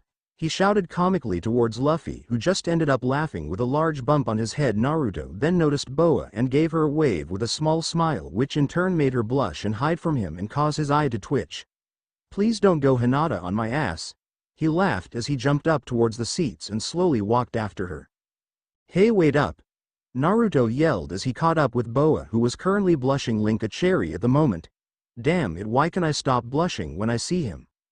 It's different with him than it was with Luffy. I feel so warm and I get butterflies in my stomach when I see him, she thought as she recomposed herself and looked at Naruto, who was currently looking at her as if she had caught a fever or something. Hey, I forgot to ask Boa, but do you think I could stay here for a week with Luffy, since I'm planning on meeting someone here? He smiled at her. Oh, of course you can, it'd be happy for you and Luffy-kun to stay here, she said while trying not to sound happy that Naruto would be staying on the island, which Naruto caught this time. Oh, could it be that you were happy that I am staying, Boa-chan? He teased her, which caused her to blush so much it would put Hinata to shame. I don't know what you are talking about, Naruto-kun, she said, not realizing that she added the kun suffix. Oh, so it's Naruto-kun now, is it? He teased more as he just chuckled and gave her a small hug. Thanks Boa, you're the best, he laughed as he left the arena to continue on with his training. Time skip. Amazon Village docks 1 week later. Here we find Naruto in his usual attire with the cape like Shanks, however it had blue flames on the bottom, and he had his dark orange shorts, like Luffy's but down past his knees, and a white buttoned-up shirt with the Uzumaki clan logo, as well as the straw hat and red hair pirates logo on his shirt, and his usual black combat boots as he slowly watched the Moby dock into Amazon Lily as Boa and Luffy's mouths were on the floor. Luffy because his brother's captain's ship was a huge, and Boa because Naruto didn't tell her who was picking him up and that she wasn't expecting it to be a legendary pirate. Over that past week Naruto got to know his captain more and eventually got used to his simple-minded nature as his soon-to-be captain, and he also spent a lot of time with Boa as they both enjoyed their time with each other. They were both sad that they would be leaving each other. Not that they would admit it, but they got closer than simple friends could do, and much to the shock of Naruto and those around them, Boa leaned in and gave a smile to Naruto's cheek and whispered in his ear. I'll see you in the new world, she said, which caused Naruto to control his blush and smile and nod towards her before she pulled away and ran behind one of her sisters. Then appeared Rayleigh, who had came to pick Luffy up and gave Naruto a small drinking contest before they went, and much to the surprise of Rayleigh he lost to Naruto due to Naruto not being affected by alcohol, and he waved bye to the two of them as he leapt up onto the Moby. Hey Naruto, an all too familiar voice was heard as he slowly looked over to where the sound had come from and noticed that it was none other than Ace and Marco. However, there was a man that nearly mad him stumble at the sheer power as he did see him at the war, but he never got a good look at him, and it was none other than Edward Newgate, aka Whitebeard, one of the emperors of the sea. Gura, so you're the brat that saved my son from being killed by the marine dog, Whitebeard said in his usual gruff voice. This caused Naruto to tense slightly, however he was still going to act like himself. Yeah, old man, I saved Ace from getting his ass kicked. Besides, we became brothers ever since we are able to find each other due to our devil fruit similarities.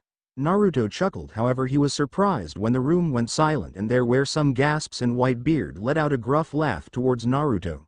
Gura, I wouldn't be surprised if you were related to him since you act similar to him.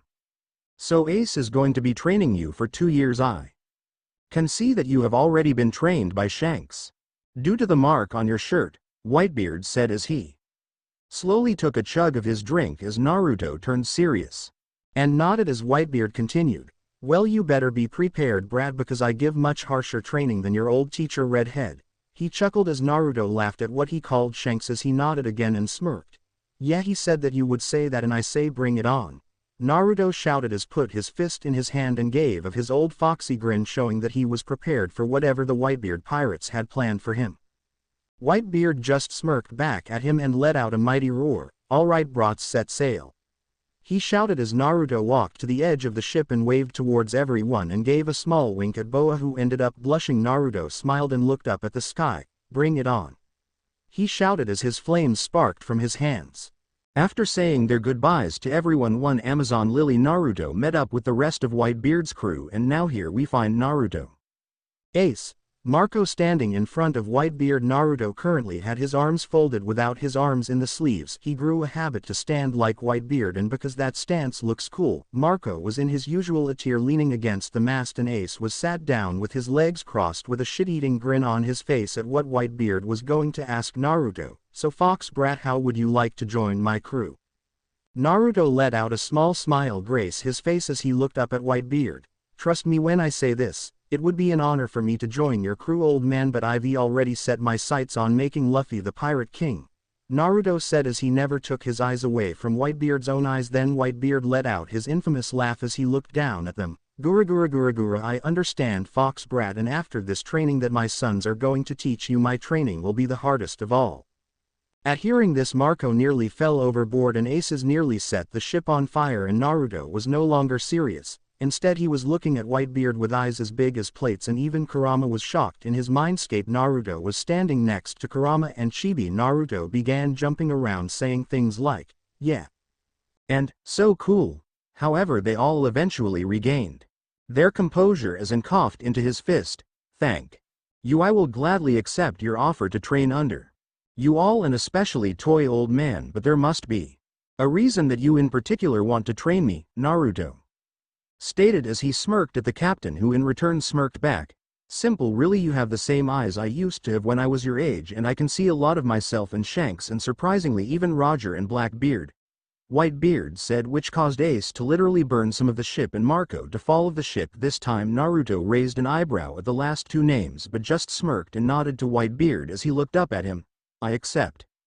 He roared with excitement clear in his voice. He then looked at Whitebeard almost drooling. When do I star? He never got to finish as Ace and Marco began charging towards him with the intent to kill, which made Naruto smirk a bit and counter their attacks, and thus began Naruto's training. Whitebeard laughed a bit as he slowly turned around and began walking away towards the captain's dorm. Time skip 1 year. Whitebeard pirates the Naruto after 1 year of training and 1 year to go. He stands as the mass of the Mobi. He was currently taking a break from all of the training Whitebeard's crew have set him. Ace taught Naruto his strongest move, Flame Emperor, the giant ball of fire. Marco taught him how to manifest his devil fruit into an anime. In Naruto's case, a fox made entirely of Foxfire, and the other devil fruit crew taught them so much that he was basically a living textbook on devil fruit moves, and now he was currently preparing himself for Whitebeard's training, and to say he wasn't nervous would be a complete lie because he was currently sweating bullets but also looked exited at the same time. Ace noticed this and couldn't help but nearly burst out laughing, which caused Naruto to give a glare at him. What? Naruto asked in a shaky voice as Ace stood back up. Oh. Nothing, you just seem a little tense. Ace laughed again as Naruto just snorted.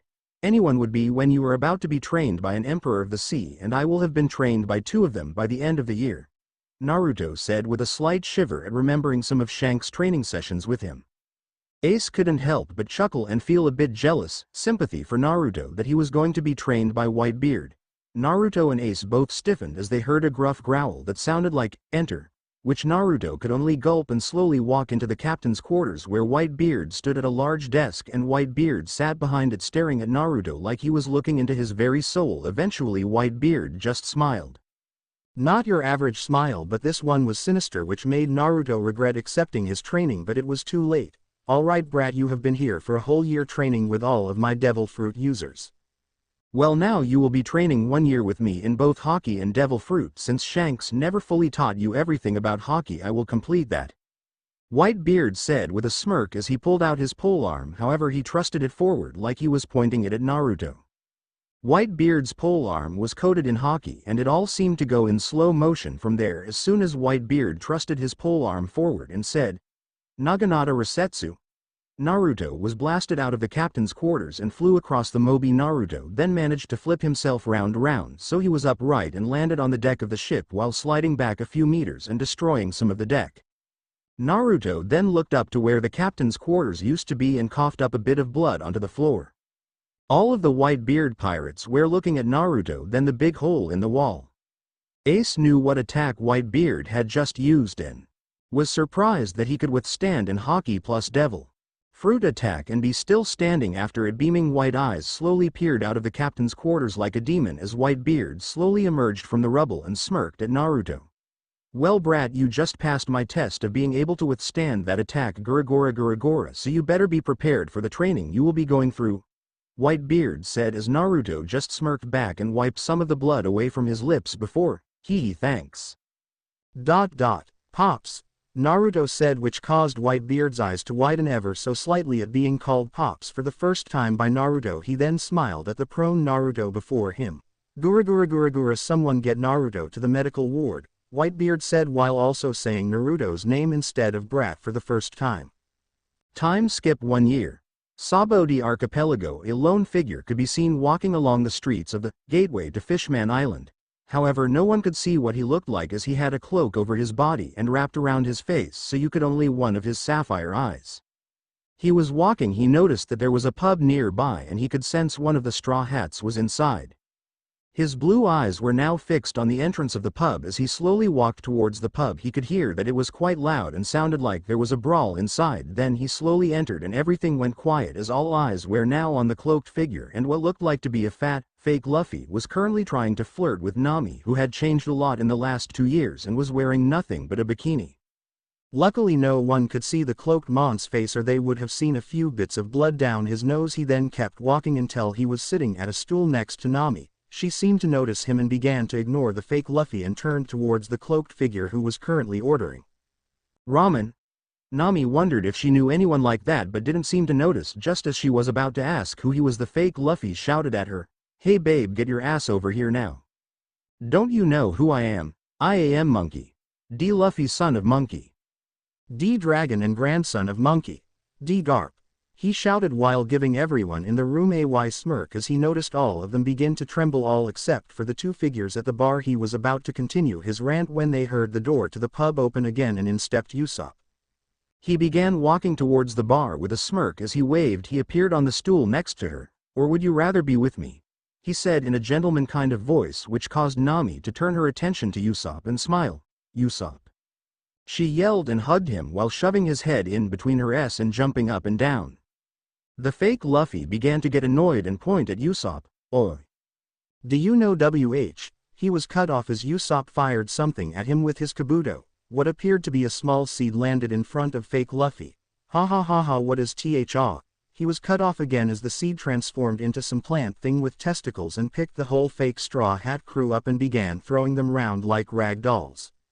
Meanwhile Nami decided to turn her attention to the cloaked figure again and realized that he was gone and the only thing that was left was some berry on the counter and an empty bowl. Nami had a curious look in her eye before she turned her attention back to Usopp. "Come on, let's go to the Sunny," she said before standing up and walking out of the bar, although not before using an electrical storm to finish off the fake straw hat crew. Time skip half an hour. Back with the cloaked figure. The man was once again walking along the street after having an encounter with 2 of the Straw Hats. He now found himself on an open field covered in pirates from bounties going from 10,000 to 200 million, wanting to join some sort of Straw Hat crew, and he somehow found himself in the middle of it while avoiding all of the pirates. Because of it being such a crammed place, he couldn't go anywhere, so he just stood there and looked up at the small cliff, and sweat dropped because there was the fake Luffy rambling on again about who he was and why they should fear him. The cloaked man looked over and noticed a pirate holding all of the Straw Hat crew's bounties. And just as Admiral said, which caused him to raise an eyebrow before turning his attention towards another figure who was standing on a cliff opposite to the one he was currently standing on, and he nearly burst out laughing at seeing Luffy with the glasses and mustache mask, and he was also carrying a huge back on his back. After a while of searching, one of the pacifistas said, Monkey D. Luffy bounty 400,000 target sighted. He said in a robotic voice while another looked at the cloaked man, which in turn caused him to let out a sad sigh and brought out his arm and infused it with Haki. All the while the pacifista said, the Foxfire sage. Bounty 410,000 target sighted. Naruto sighed as he gripped hold of the top of his cape and ripped it off, showing the new Naruto. He was now wearing a blue shirt with a sky blue flame pattern on his left sleeve. He also had a tattoo of Shanks Jolly Roger on his left arm and the Jolly Roger for Whitebeard on his back, like Ace's. His hair was slightly longer and still had the blue tips in his hair, and he also wore black shorts that went to his knees, and finally he had his cloak, which was similar to Shanks' cloak, only Naruto's had a blue flame pattern in the center of the cape. The two pacifista fired beams at both Luffy and Naruto, while Luffy just leaned his head right and left to dodge the beams that ended up going straight past him. Naruto coated his arm in Busoshoku Haki and flung his fist, hitting the light beam like a bat hitting a ball, sending it in another direction, and he did this with two other beams like he was batting away a fly. Of course, Naruto then disappeared and reappeared right next to Luffy, which caused Luffy to look at him for a moment. Hey little brother, been a while. Naruto smirks as lights his hand on fire with his infamous devil fruit. Luffy then notices the flames immediately and gives Naruto his huge smile. Hey Naruto, it's been a while. I was just following Zoro, Sanji and Ch. He stopped talking as he noticed Naruto holding his chest while crying with laughter, while Naruto had just noticed where he was pointing and began laughing. Ha ha ha, you ha ha ha. Phew, really can't tell what your own crew looks like. Luffy glared at Naruto and nodded. Well, take a closer look at them then. He finished while wiping a few stray tears from his eyes, while Luffy did what he was told and began crying anime tears and kept repeating, I'm sorry, over and over. But then Naruto put a hand on his shoulder. Come on, let's go find your ship. Then just as they were about to leave, they heard the Vice Admiral. Sorry, Straw Hat. Foxfire, but you two are not leaving here and I'm taking you in, he said while pointing his large axe at the two PX5 and PX4. Capture them, he shouted as the two pacifistas walked towards them while all of the other pirates tried to run away but realized they were surrounded. Naruto then did something that no one expected. He pulled out a miniature version of Whitebeard's polearm and set the whole thing on fire with his devil fruit, which caused Luffy to have stars in his eyes while shouting, cool. He then said, Yayo yayo no flame slash, and swung his polearm downwards, creating a large beam wiping out most of the pirates. All except one pacifista, who was not damaged due to just arriving, and the Vice Admiral was coughing up bits of blood while his axe was in pieces on the floor. Come on Luffy, let's go, Naruto said as he began running with a nearly passed out Luffy, who was foaming from how cool that was. Then the final pacifista appeared behind them with his arms aimed at them and his mouth open. Naruto and Luffy both ignored the robot. Then in front of them appeared Zoro and Sanji. Great Dragon Shock. Zoro shouted and sliced his head while at the same time Sanji lit his leg on fire. Diable Hambi. He shouts and delivered one kick to the pacifista's neck after they both then began to argue about who killed the pacifista first. Shut up Mosshead, I broke his neck, Sanji shouted while glaring daggers at his rival, while Zoro glared back. No way Arrow Cook, I cut his head off, he shouted back, which caused Luffy to laugh and Naruto to laugh and sweat drop at the same time. While they were running, Luffy suddenly stopped and turned his attention to a lone figure standing on top of a hill facing the four pirates. Luffy then raised both his arms in the air and clenched them into fists. Really? Luffy shouted, which made Naruto, Zoro and Sanji smirk at Luffy. Rayleigh looked at Luffy with a smile as a small tear went down his face, but he quickly wiped it away. I am gonna do it, Luffy shouted again. I am gonna find the One Piece and become the king of the pirates, he shouted with pride and confidence in his voice. Then Luffy laughed again and began running again with his three crewmates in tow. As the four Straw Hats were leaving, there were Marines sing after them not to fad behind, although this did not go unnoticed by Rayleigh, so he made a huge cut in the ground in front of all of the Marines, which caused them all to stop in their tracks and look at Rayleigh, while one of the Vice Admirals shouted, "It's the Dark King Rayleigh." He shouted and began to back up again, while Naruto was currently running with his crew on the inside. He was talking with Kurama about some of the abilities he should use, however, before he could ask, he was currently knocked out of his conversation by Zoro, who was nudging him because Luffy was trying to get his attention. "What is it, Luffy?" he asked his captain, while he just smiled. We have reached the sunny, Luffy said as Naruto looked up at the sunny for the first time and smiled while also wondering what happened to their last ship. As Luffy, Zoro and Sanji stepped on the ship, Naruto followed close behind them. He noticed that there were two new crewmates from when he last met the crew, but he also heard that there was one they were still waiting for. The Thousand Sunny on the deck of the ship. Everyone was currently looking at Naruto with suspicious eyes. Not that he could blame them, so he decided to sit on the edge of the mast. Okay, so I can see that most of you don't feel comfortable with me being here, so if you have any questions then fire away, Naruto said with a smile which caused two of the female pirates to blush a bit. The first one to step forward was the Raku reindeer. Hi, I am Tony Chopper. I am also the doctor of the crew. Luffy told us that you would be new after the 2 years skip, but we never got to meet because I wasn't in the crew at the time. Naruto smiled at the name named Chopper and said, well Chopper, I'll be counting on you to heal me in the future anyways. For those of you that don't know you, I am Naruto D. Uzumaki. The D was added when he became brothers with Ace, Luffy and Sabo. And I am Luffy's big brother. He laughed as Luffy glared at him while all of the crew looked at Naruto and Luffy in shock. What? Luffy asked innocently. I thought you only had one brother, Luffy-kun. Robin says, but Luffy just gives a sad smile. Well, actually I have 4. Luffy said, which caused everyone to be once more shocked, but before they could ask Luffy who the 4th was, Naruto stepped in. Hey. I don't think Luffy wants to go there, Naruto said as he noticed Luffy getting a bit more wary after Luffy managed to calm down from the sad memories. Naruto continued. Now on with the questions. Anyone want to ask me? Naruto said as Zoro came forward. What is your bounty now? Since last time we met your bounty was 330 million berry. Zoro said, which caused Usopp and Chopper's eyes to go wide and Naruto to smirk and pull out a poster of himself. Then Zoro read out. The Foxfire Sage Naruto D. Uzumaki wanted dead of alive 410 million berry. Info. It is unknown what crew he is part of, however he does have 3 Jolly Rogers. One is red-haired Shanks, another is the Whitebeard Pirates, and finally he has Straw Hats. He has all of these Jolly Roger tattoos over his body. Only come in contact with this man if you are an High Vice Admiral or higher. Zoro finished with wide eyes at realizing that Naruto still had a higher bounty than Luffy. Even if it was only by 10 million, it was still a shock to the whole crew on the ship. Naruto just gave a comical blush. What? He asked innocently while the whole crew sweat dropped a bit. Why do you have a tattoo of Shanks and Whitebeard? Robin asked out of curiosity while Naruto just smirked. Well, I am a part of their crew and I was trained by Whitebeard in the 2-year training that you all had. I was training too. Naruto Whitebeard's name with pride while the others were currently shocked. Frankie shook his head. Hey, there is something you all need to know that is super important, he said to himself while Luffy, Usopp and Chopper thought he was going to show them something new that would be cool, but then he got serious. When I was arriving at the Sunny there was someone already there.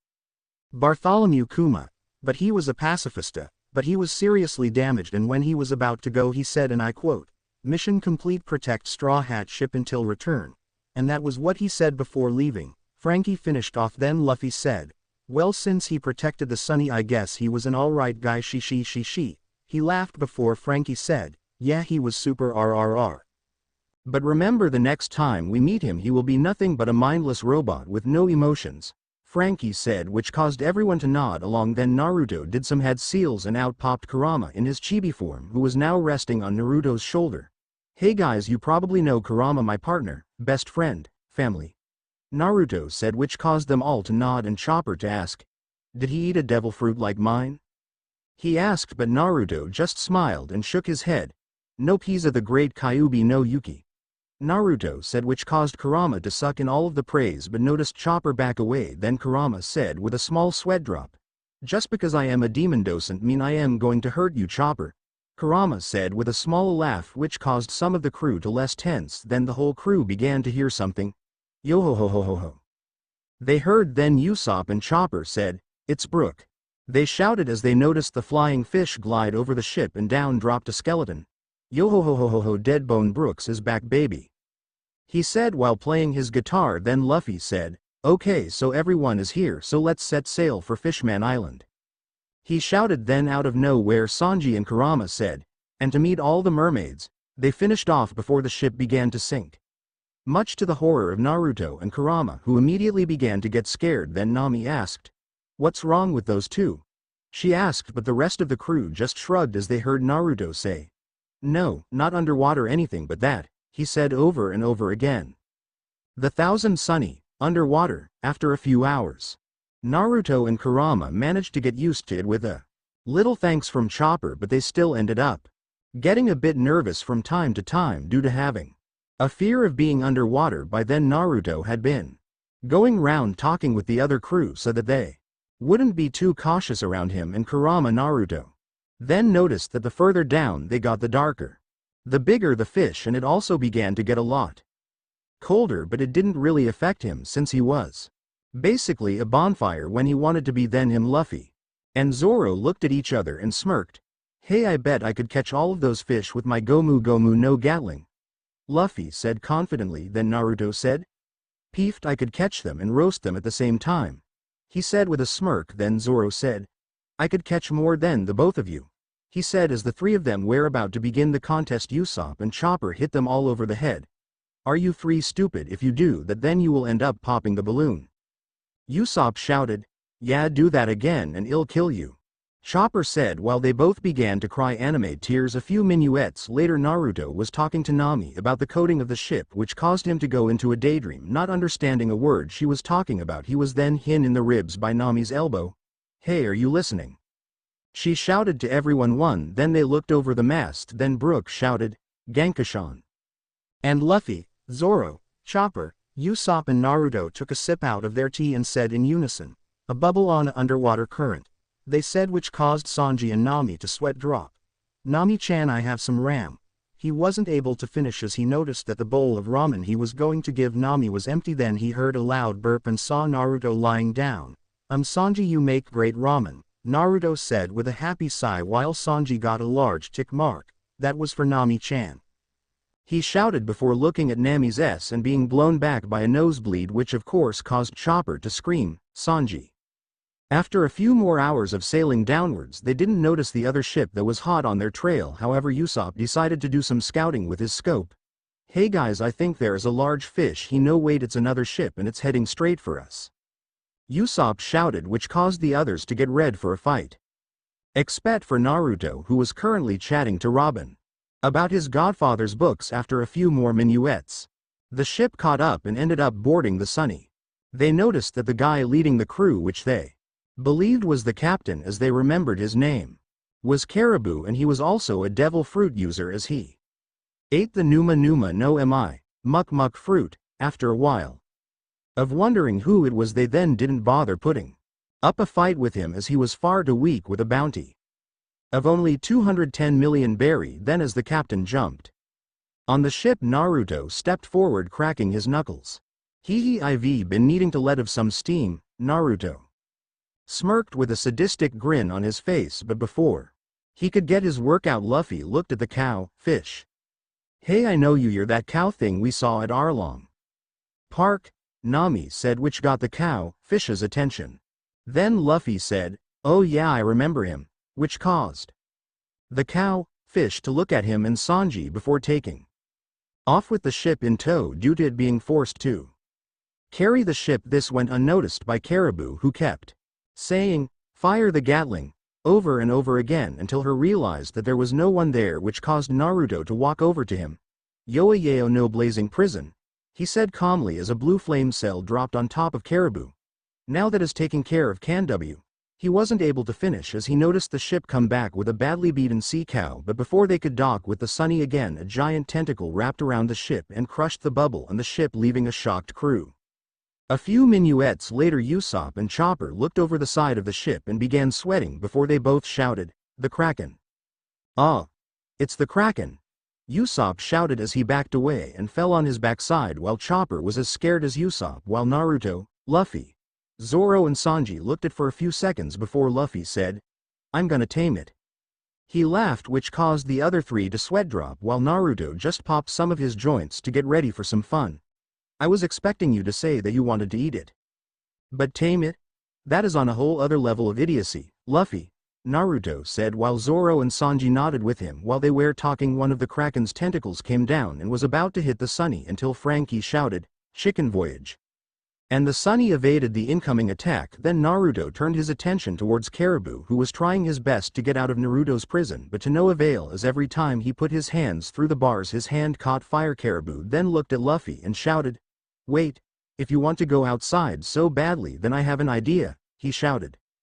After a few minuets of getting Naruto, Luffy, Sanji and Zoro their own personal bubble, they began to run, which was hard due to the coating making them feel like a sumo wrestler or something like that. They then jumped off the ship and outside into the ocean. Naruto felt a little better being able to move about underwater, so he didn't feel as sick as he usually does. More of the Kraken's tentacles came towards the ship, but then Zoro appeared in front of it before it could attack. 3 sword style. Crossing of 6 paths. He shouted as he spins and creates an S shape with his swords before slashing at one of the Kraken's tentacles, causing it to split into 6 pieces while the Kraken cries out in agony. But before Zoro could attack again, Luffy kicked him in the side. "Hey! Don't kill him, I want to keep him alive so I can tame him." Luffy shouted at Zoro as he rubs his side a bit, but before Luffy could begin his taming, 2 more tentacles came towards them. This caused Sanji and Naruto to appear. Naruto then pulls out his polearm and pump his devil fruit power into it and then begins to spin it, creating what looked to be a shield with a fox head made of fire appear in the middle. Yao no fox shield. One of the tentacles collide with the shield, which causes the whole tentacle to be erupted into flames, while Sanji uses his diable jamble and kicks the other tentacle, which in turn causes the tentacle to end up cooked. This causes Luffy to cry because his pet was being cooked alive while also foaming at the smell of the cooked tentacle. He then shakes his head, telling himself that he can't eat his pet. He then bites his thumb. Gear 3rd. He then pulls his arms back like a giant pistol, except he then says, "Busashoku Koka." After he coats his giant arms in Haki, he finally shouts, "Gomu Gomu no elephant gun," and ended up socking the Kraken straight in the jaw, knocking it out in the process. What the others didn't expect to say though was a shark wearing a t-shirt swim out of one of the Kraken's holes and swam towards the straw hats, and then it began to what they thought was thanking them before began swimming towards Fishman Island. And before the 4 could head back to the ship, there was a huge current which caught them all off guard and swooped them in all directions, sending them off course. "What the hell is this?" Naruto shouted before he was blown out of sight. "Naruto!" The 3 shouted before them too were blown away by the current. With Naruto woke up to what sounded like giggling. He slowly opened his eyes and saw what looked like the sky. But he could make out what looked like fish swimming in the sky. So did I make it to Fishman Island? He asked himself, not noticing the figures that were around him until he heard a feminine voice. "Yes, you're on Fishman Island," he heard her say, which caught his attention as he sat up and looked to who it was that answered his question, only to see mermaids. "Very. Why merm bad Naruto?" He scolded himself while some blood went down his nose, but what scared him the most was that his mindscape was probably being flooded by Kurama's blood, which caused Naruto to chuckle. "Damn. Arrow Fox is having an effect on me," he thought before he turned his attention towards the mermaids. Sorry. "Hey, I'm Naruto," he said with a smile which caused the mermaids to blush and made Naruto smirk. One of the mermaids decided to swip up to Naruto with a smile and a small wink. "Hey handsome, I am Aishali." The now named Aishali introduced herself. She had long curly hair that were split into pigtails with flowers tied around them. Her hair went to her mid-back section. She wore a stripy black and white bra that matched her tail, which was also stripy with black and white stripes. In Naruto's opinion, she was the wildest one out of the mermaids he could see in front of him. Then again, they all were. Naruto smiled at the black-haired mermaid. "Nice to meet you, Aishali Haim," he teased, causing her to blush a much darker shade of red.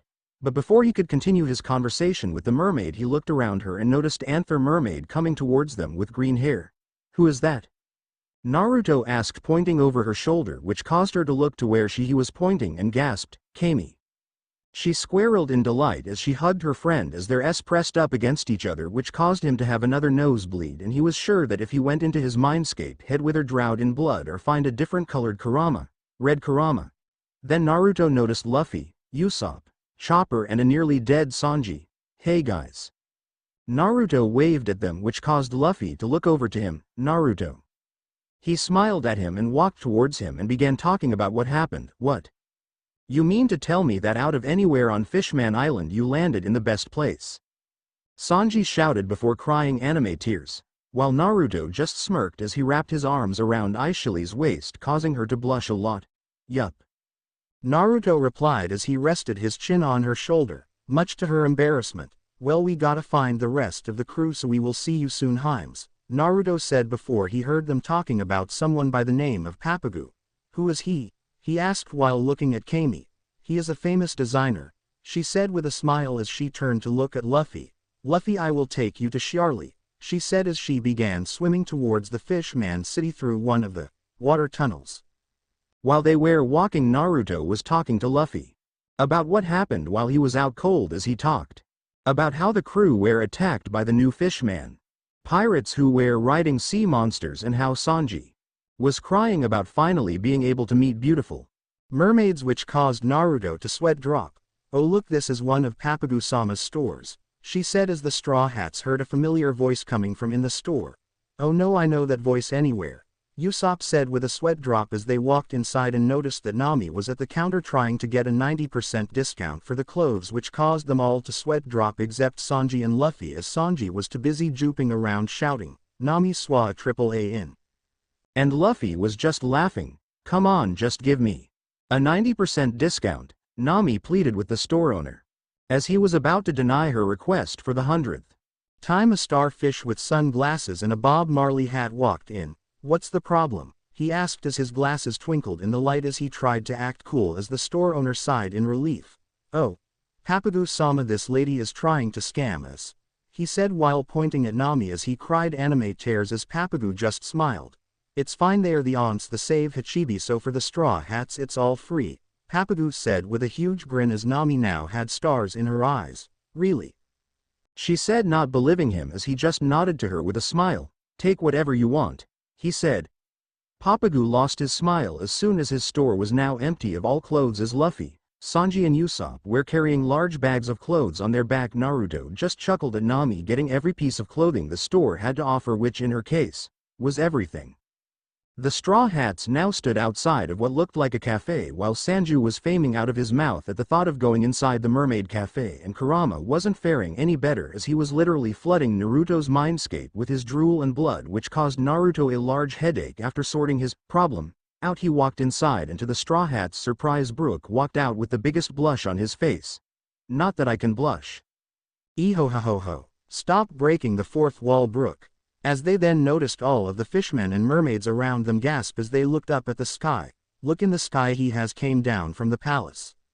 A fish mad shouted as the Straw Hats looked up to notice a huge merman riding a whale. That is one big merman, Usopp said as Luffy and Naruto tilted their heads. Who's the shaggy old man? They said in unison as Papagu gripped hold of Luffy's cheek. Show some respect to the person in front of you, Papagu shouted as he pulled on his gums. Not that Luffy noticed. Why has King Neptune came to greet the humans? A random mermaid said to herself as she looked as Neptune looked down at the Straw Hats with a neutral expression. Oh hey, there's that shark we saved on our way to Fishman Island, Nami said as she pointed at the shark wearing the t-shirt. Neptune cleared his throat as he looked at them. Straw Hat pirates. I, King Neptune, invite you to join me in Ryugu Palace, Neptune said to them as Kami and Papagus as well. As all the people within hearing distance jaws to drop as if not believing what he was saying, Naruto however rested his hands behind his head and began walking away. No thanks, I want to explore Fishman Island more. But what he didn't expect was for Nami to join him. I'll come with you, she smiled, all too innocent smile which caused Naruto to smirk, but in the background Sanji glared daggers in Naruto's back, but he let them go for now as the rest of the crew headed for the palace. Somewhere near the Fishman district a pirate ship can be seen heading away from Fishman Island. However, there was a fishman blocking the ship's path. As the pirates noticed the fishman, he began to panic. Hodi Jones, one of the pirates, shouted as the captain looked ahead. Oh no, he's found us. Another pirate shouted as the captain noticed something. Wait. He has handcuffs on, he shouted in disbelief as Hodi had a psychotic look in his eyes with the biggest shark-like grin while he stared at the panicking humans in front of him. As the crew were staring fearfully at Hodi, he suddenly disappeared from their line of sight, only for one of the pirates to shout, he has got through the mast. Then out of nowhere he burst through the deck of the ship with one of the pirates' lifeless body in between his teeth. Hodi then continued to slaughter the pirate crew as blood sprayed all over the ship as the captain charged towards Hodi. "I've fought and killed fishmen before and you're no different," he shouted as he thrust his sword in a downwards motion intending to sever Hodi's head, but it never came as Hodi smirked before he opened his wide jaw and bit of the captain's head off as the remainders of the pirates watched in horror as their captain's headless body fell to the ground. After Hodi dealt with the captain, he began to beat the rest of the crew until they were at death's door. "Take them to the New World," Hodi ordered as one of his crew came and looked at the crew and sighed. "Oh, dear, I do hope they are not dead," as the rest of Hodi's crew just shouted, "Roger, boss," and began to pick up the near-dead crew. "Jahahaha, they had better be alive because I need them to send a message to the world above," Hodi said with an evil glint in his eye. "Tell them all strike fear into the hearts of the land-dwelling human scum," he shouted as the fishmen around him cheered at their leader, "for we will seize Fishman Island, center of the world, from that supposed god, Neptune. We will show them WHO are the true, strongest race. He shouted as the new Fishman pirates blew up into full-blown shouting. Mermaid Cove. The mermaids were currently sitting around their cove as they chatted with each other and had games of Go Fish. The irony, XD, I lost again, one of the mermaids said as she cried. Anime tears as they were playing. They started to get curious about the barrel that was nailed up. One of the curious pulled out a hammer that seemed to appear out on nowhere as her curiosity got the best of her as she began to take the nails out and slowly lifted the lid up. They noticed eyes in the darkness of the barrel as muck shot out and trapped all of the mermaids. Kia. They screamed at the horrible feeling of being trapped by the horrible muck as a man rose from the muck chuckling evilly as the mermaids screamed for someone to help, but he put the muck over their mouths to stop them from screaming anymore. "Kahihihihi, thank you little mermaids for setting me free. I wonder how much mermaids go for these days. If I'm right, they go for about 70 million, he said while licking his lips at the mermaids as they looked at him in horror, and to their relief they could see a blonde walking behind their kidnapper as his hair hid his eyes so that they could only see a pair of beaming red eyes behind Caribou. Not that he noticed until Caribou heard what sound like knuckles cracking as he began to sweat slightly. As he turned round to see Naruto with Nami behind him. Straw Hats, he panicked, but before he could run, the air was knocked out of his lungs as he was punched into the side of a wall. "You ladies okay?" Naruto asked, in his normal kind tone, which caused the mermaids to blush. "Thank you Naruto," Ishiri cried as she lunged into his chest while crying, saying how scared she was of being sold to someone like a noble, which mad Naruto's blood boil at the mention of a world noble. Naruto just ran his hands through her hair as he whispered soothing words into her ear while Nami was talking with the other mermaid while secretly looking over at Naruto and blushing a bit. "All right girls, I gotta go since I got to escort Orange-chan," he said, referring to Nami, who blushed at the nickname. "Hey," she yelled at him as the mermaids whined. "Aw." The mermaids cried door to not wanting their savior to go yet. "Do you have to?" Ishiri said with a pout as Naruto nodded his head with a smile as she hesitantly let him go so that he could take Nami to the nearest casino, which he told her he had the devil's luck, which caused belly size to appear in Nami's eyes. Shiarli's Cafe. The three princesses of Fishman Island are currently talking with the fortune teller Shiarli as she had claims she has seen a vision of Straw Hat Luffy destroying Fishman Island. Fukaboshi, one of the three princesses, can be seen talking with her. "So Madam Shiarli, are you certain that this future you claim to have seen, is it true? Will Straw Hat Luffy destroy Fishman Island?" Fukaboshi asked the large mermaid as one of her cafe workers came towards her. "Madam Shiarli, drink some water," she said as she thanked her and drank down the water. "Yes. What I saw is beyond doubt. It is most certainly the truth," she said as she shook a bit at the information. "Madam Shiarli, word of the accuracy of your fortune-tellings has reached even as fat as the royal palace. How unfortunate. I had intended to approach the Straw Hats with friendly intentions, benefactors of my sister's pet that they are, but considering the future, uncertain though it may be, it is clearly not prudent to allow them to roam free," he said before turning towards his two brothers. "We will have to take measures to prevent this." With Naruto and Nami, casino. Naruto and Nami can be seen in one of the public casinos as they were winning every round that was before the owner walked towards them sweating heavily. Sir. I'm going to have to ask you to leave because you have currently drove the casino into bankruptcy, he said while crying anime tears which caused Naruto to chuckle a bit. Okay, I'm leaving, come on nah. Nami, you okay?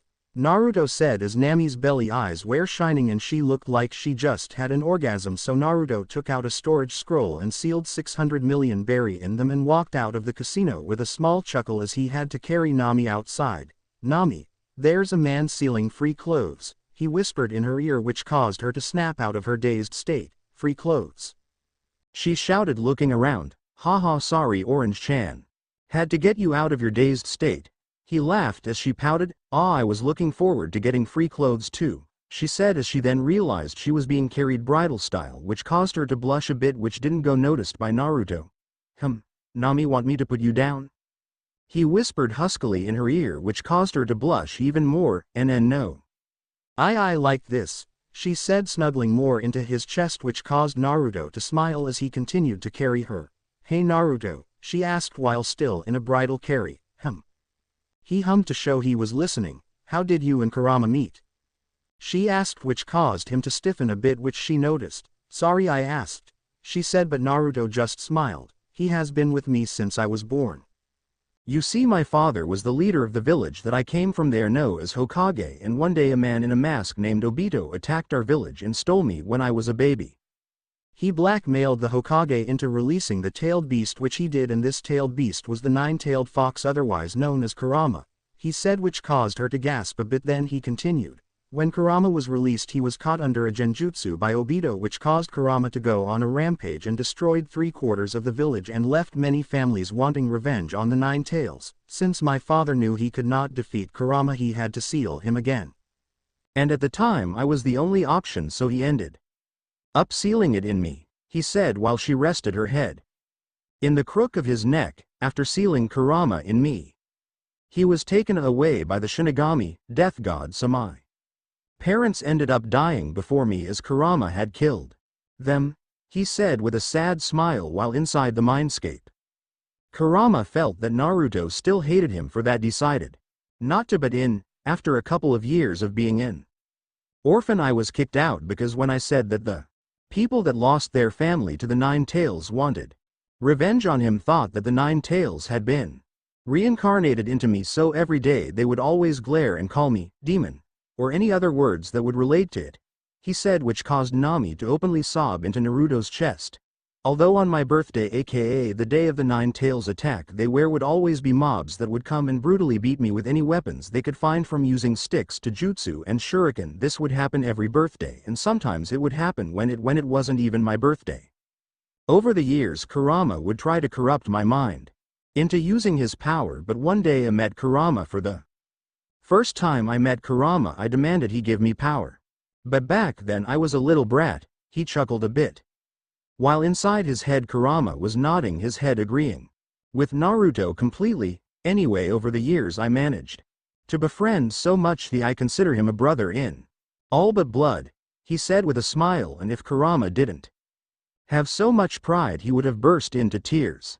But he did let a single teardrop go with a huge fox grin on his face. So, that was how I met and became friends, brothers with Kurama, he said with a grin after Nami stopped sobbing and his story. She looked up at him.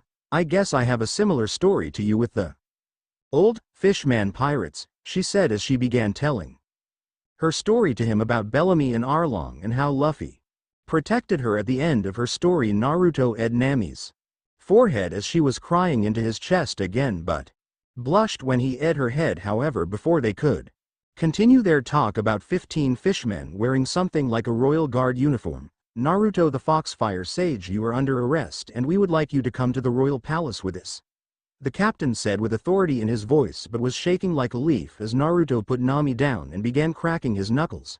Finally, I can fight again after 2 years, Naruto said as he walked towards them with his hands behind his head and a bored expression on his face. As Naruto walked towards the royal fish man guards, Naruto slowly spread his arms out wide, spread his fingers and muttered a few words under his breath before all hell broke loose. Yao yao no flame dance. Before the guards even knew what was happening, several vine-like blue flames shot out from behind Naruto, causing them to make contact with anything within its range, hitting the guards in the process, knocking them all unconscious. Naruto could not help but smirk at the chaos that he had caused. Hey, having a demon inside you all of your life can change you. Ooh, I love a good warm-up, Naruto said as he slowly looked over to Nami, who couldn't help but giggle and shake her head at Naruto's bluntness. Let's go find the others, Naruto, and find out what is going on, since you knocked out all of the guards and now I don't have anyone to interrogate, she says with a gleam in her eye which sends a small shiver down Naruto's spine. Damn, you remind me a bit of Anko, he says with a chuckle. However, before they could begin their search, they noticed a large royal carriage being pulled by dolphins. The door to said carriage slowly opened and came out 3 fish men. Damn, it looks like we didn't make it in time to stop out guards. Naruto looked up at the one in the middle to look at one of the mermen. He had shoulder-length blue hair that also went down to his lower back. He was also wearing a short purple waistband that covered his lower body with a light blue sash wrapped around it and also went under his arms and around his head. He was also carrying what looked to be a golden trident. The 2 mermen next to him wore similar clothing, only in different color, and they were wearing hats. One of them was slightly pudgy while the other one was skinny. The muscular one slowly swam forward towards Naruto. I am sorry for the royal guards. They believe that the Straw Hats have taken over the royal palace and have kidnapped my sister. My name is Fukabashi and these 2 behind me are my brothers Ryuboshi and Manbashi, he says with a smile. Naruto and Nami's sweat dropped slightly at their names. What's with the Boshi at the ends of their names, they thought while smirking back at them. It's fine, I haven't found a good match against me anyways, so I needed a warm-up, he says with a chuckle while Fukabashi's eye twitched slightly due to his guards being used as practice dummies for the pirate in front of him. After Naruto was done with his rant about the royal guards, Nami decided to ask, what made you think we would want to kidnap the princess? She says, already guessing who was behind it since they were with them not too long ago. Well, that was why we came to stop the guards, but we were too late, he says with a chuckle as Naruto rubs his chin slightly. Well, I can, Purururu. Purururu. Purururu clank. Naruto answers the snail. Forgot the name. Hey Naruto, can you hear me? The voice of Sanji was heard on the end of the lind.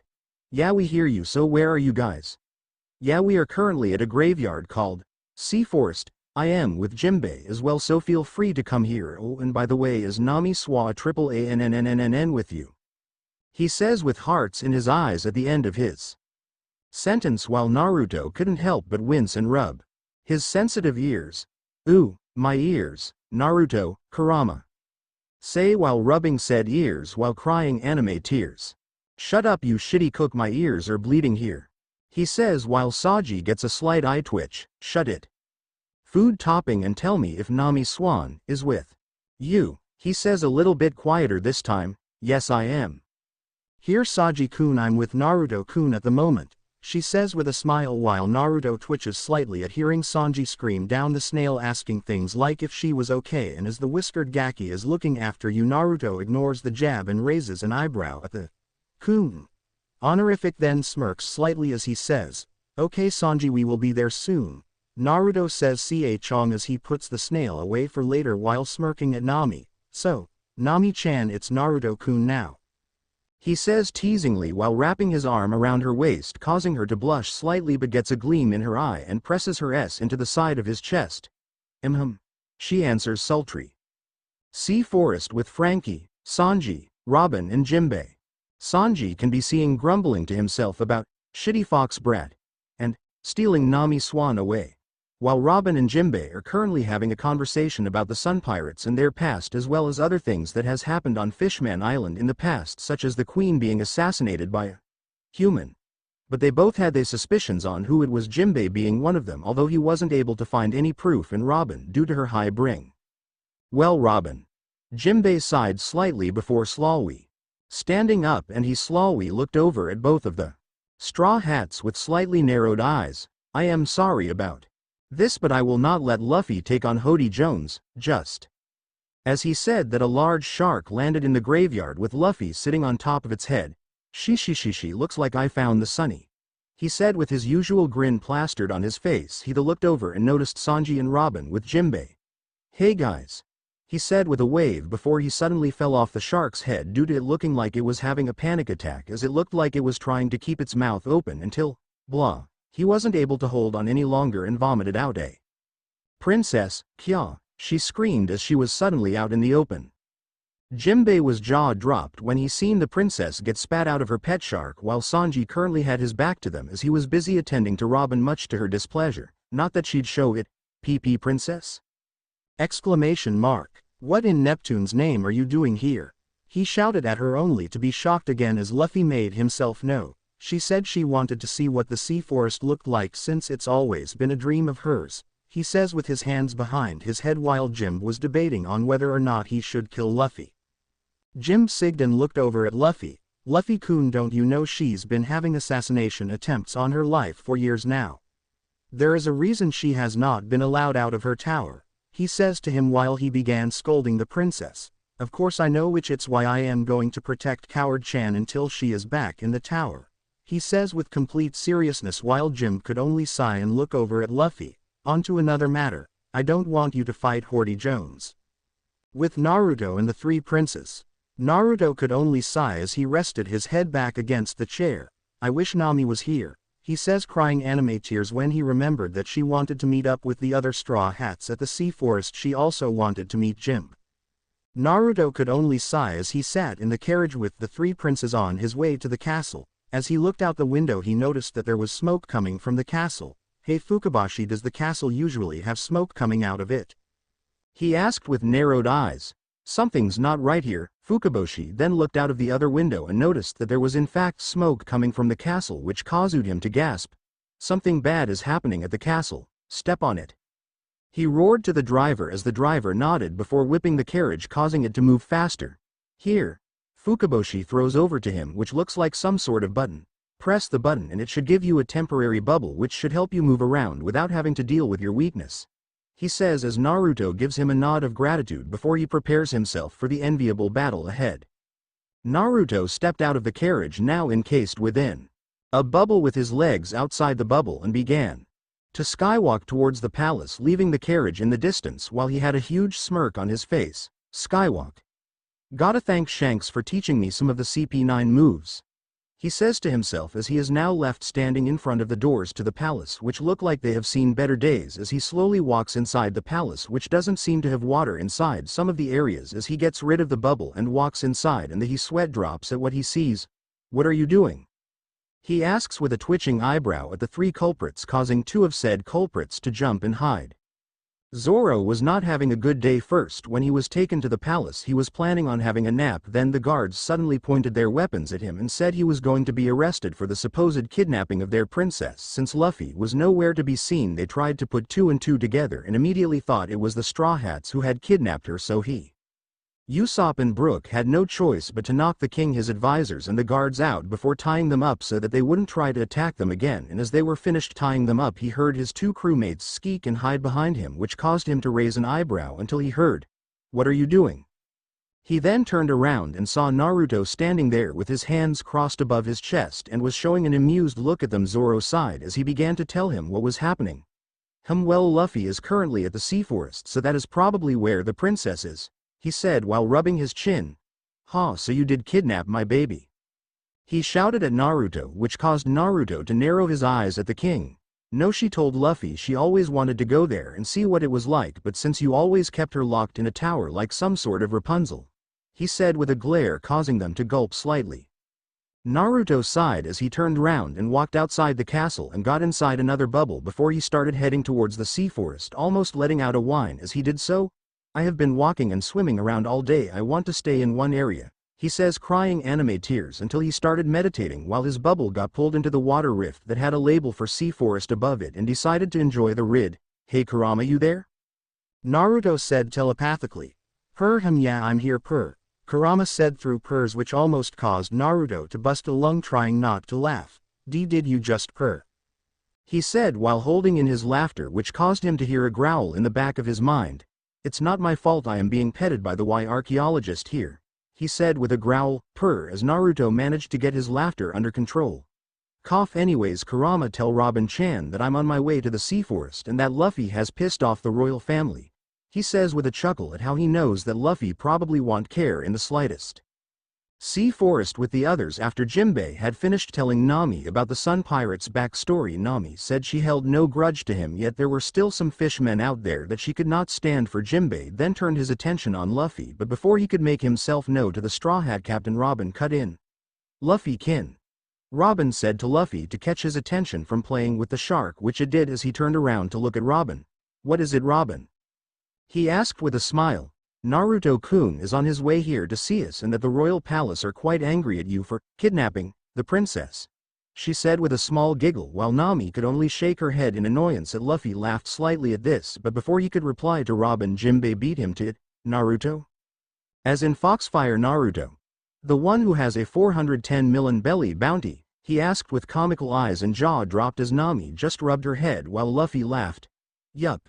That Naruto guess his bounty went up from when I seen him at Marineford," he said as Jinbei looked up from his momentary shock and took on a serious face. "Luffy-kun, I do not want you to fight Hodi Jones," he said as Luffy looked at him blankly for a second before standing up to him. "What? Why not? I was planning on kicking his ass anyways," he says as he narrows his eyes at Jinbei as he sees him get in his fishkata stance while glaring at Luffy. "Because I know you can't beat him and that you should not interfere with Fish Island's problems," he says as they were about to start fighting until they both hear a loud yawn from above them and look to see Naruto laying down on the Sunny's grass deck in a potion that would make people think of Zoro except Sanji, who was still stonified. "What I miss?" he asked as he sat up from his small nap before smiling down at Robin and Nami, which caused them both to blush slightly. Naruto nodded his head slightly as he listened to Luffy and Jinbei go at it with each other like a couple of children. I understand, but Jinbei, you know that Luffy can beat him, and you also know that he would be nothing but a warm-up for me unless he decides to eat every single one of those pills you told me out. Then he might actually cause me to get serious," he says with a fox-like grin that made even Kurama proud, he says as Jinbei could only growl in annoyance. "Well." Jinbei was cut from his rant from the transponder snail *purra purra purra purra*. It goes of as Naruto picks up the snail.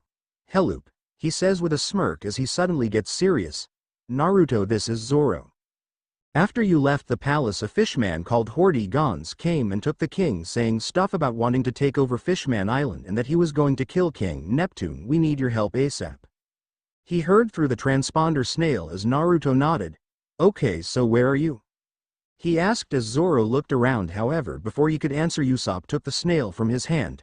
"Don't go asking Zoro those kind of questions," he shouted with a tick mark on his head as Zoro's eyebrow started twitching at the jab to his sense of direction.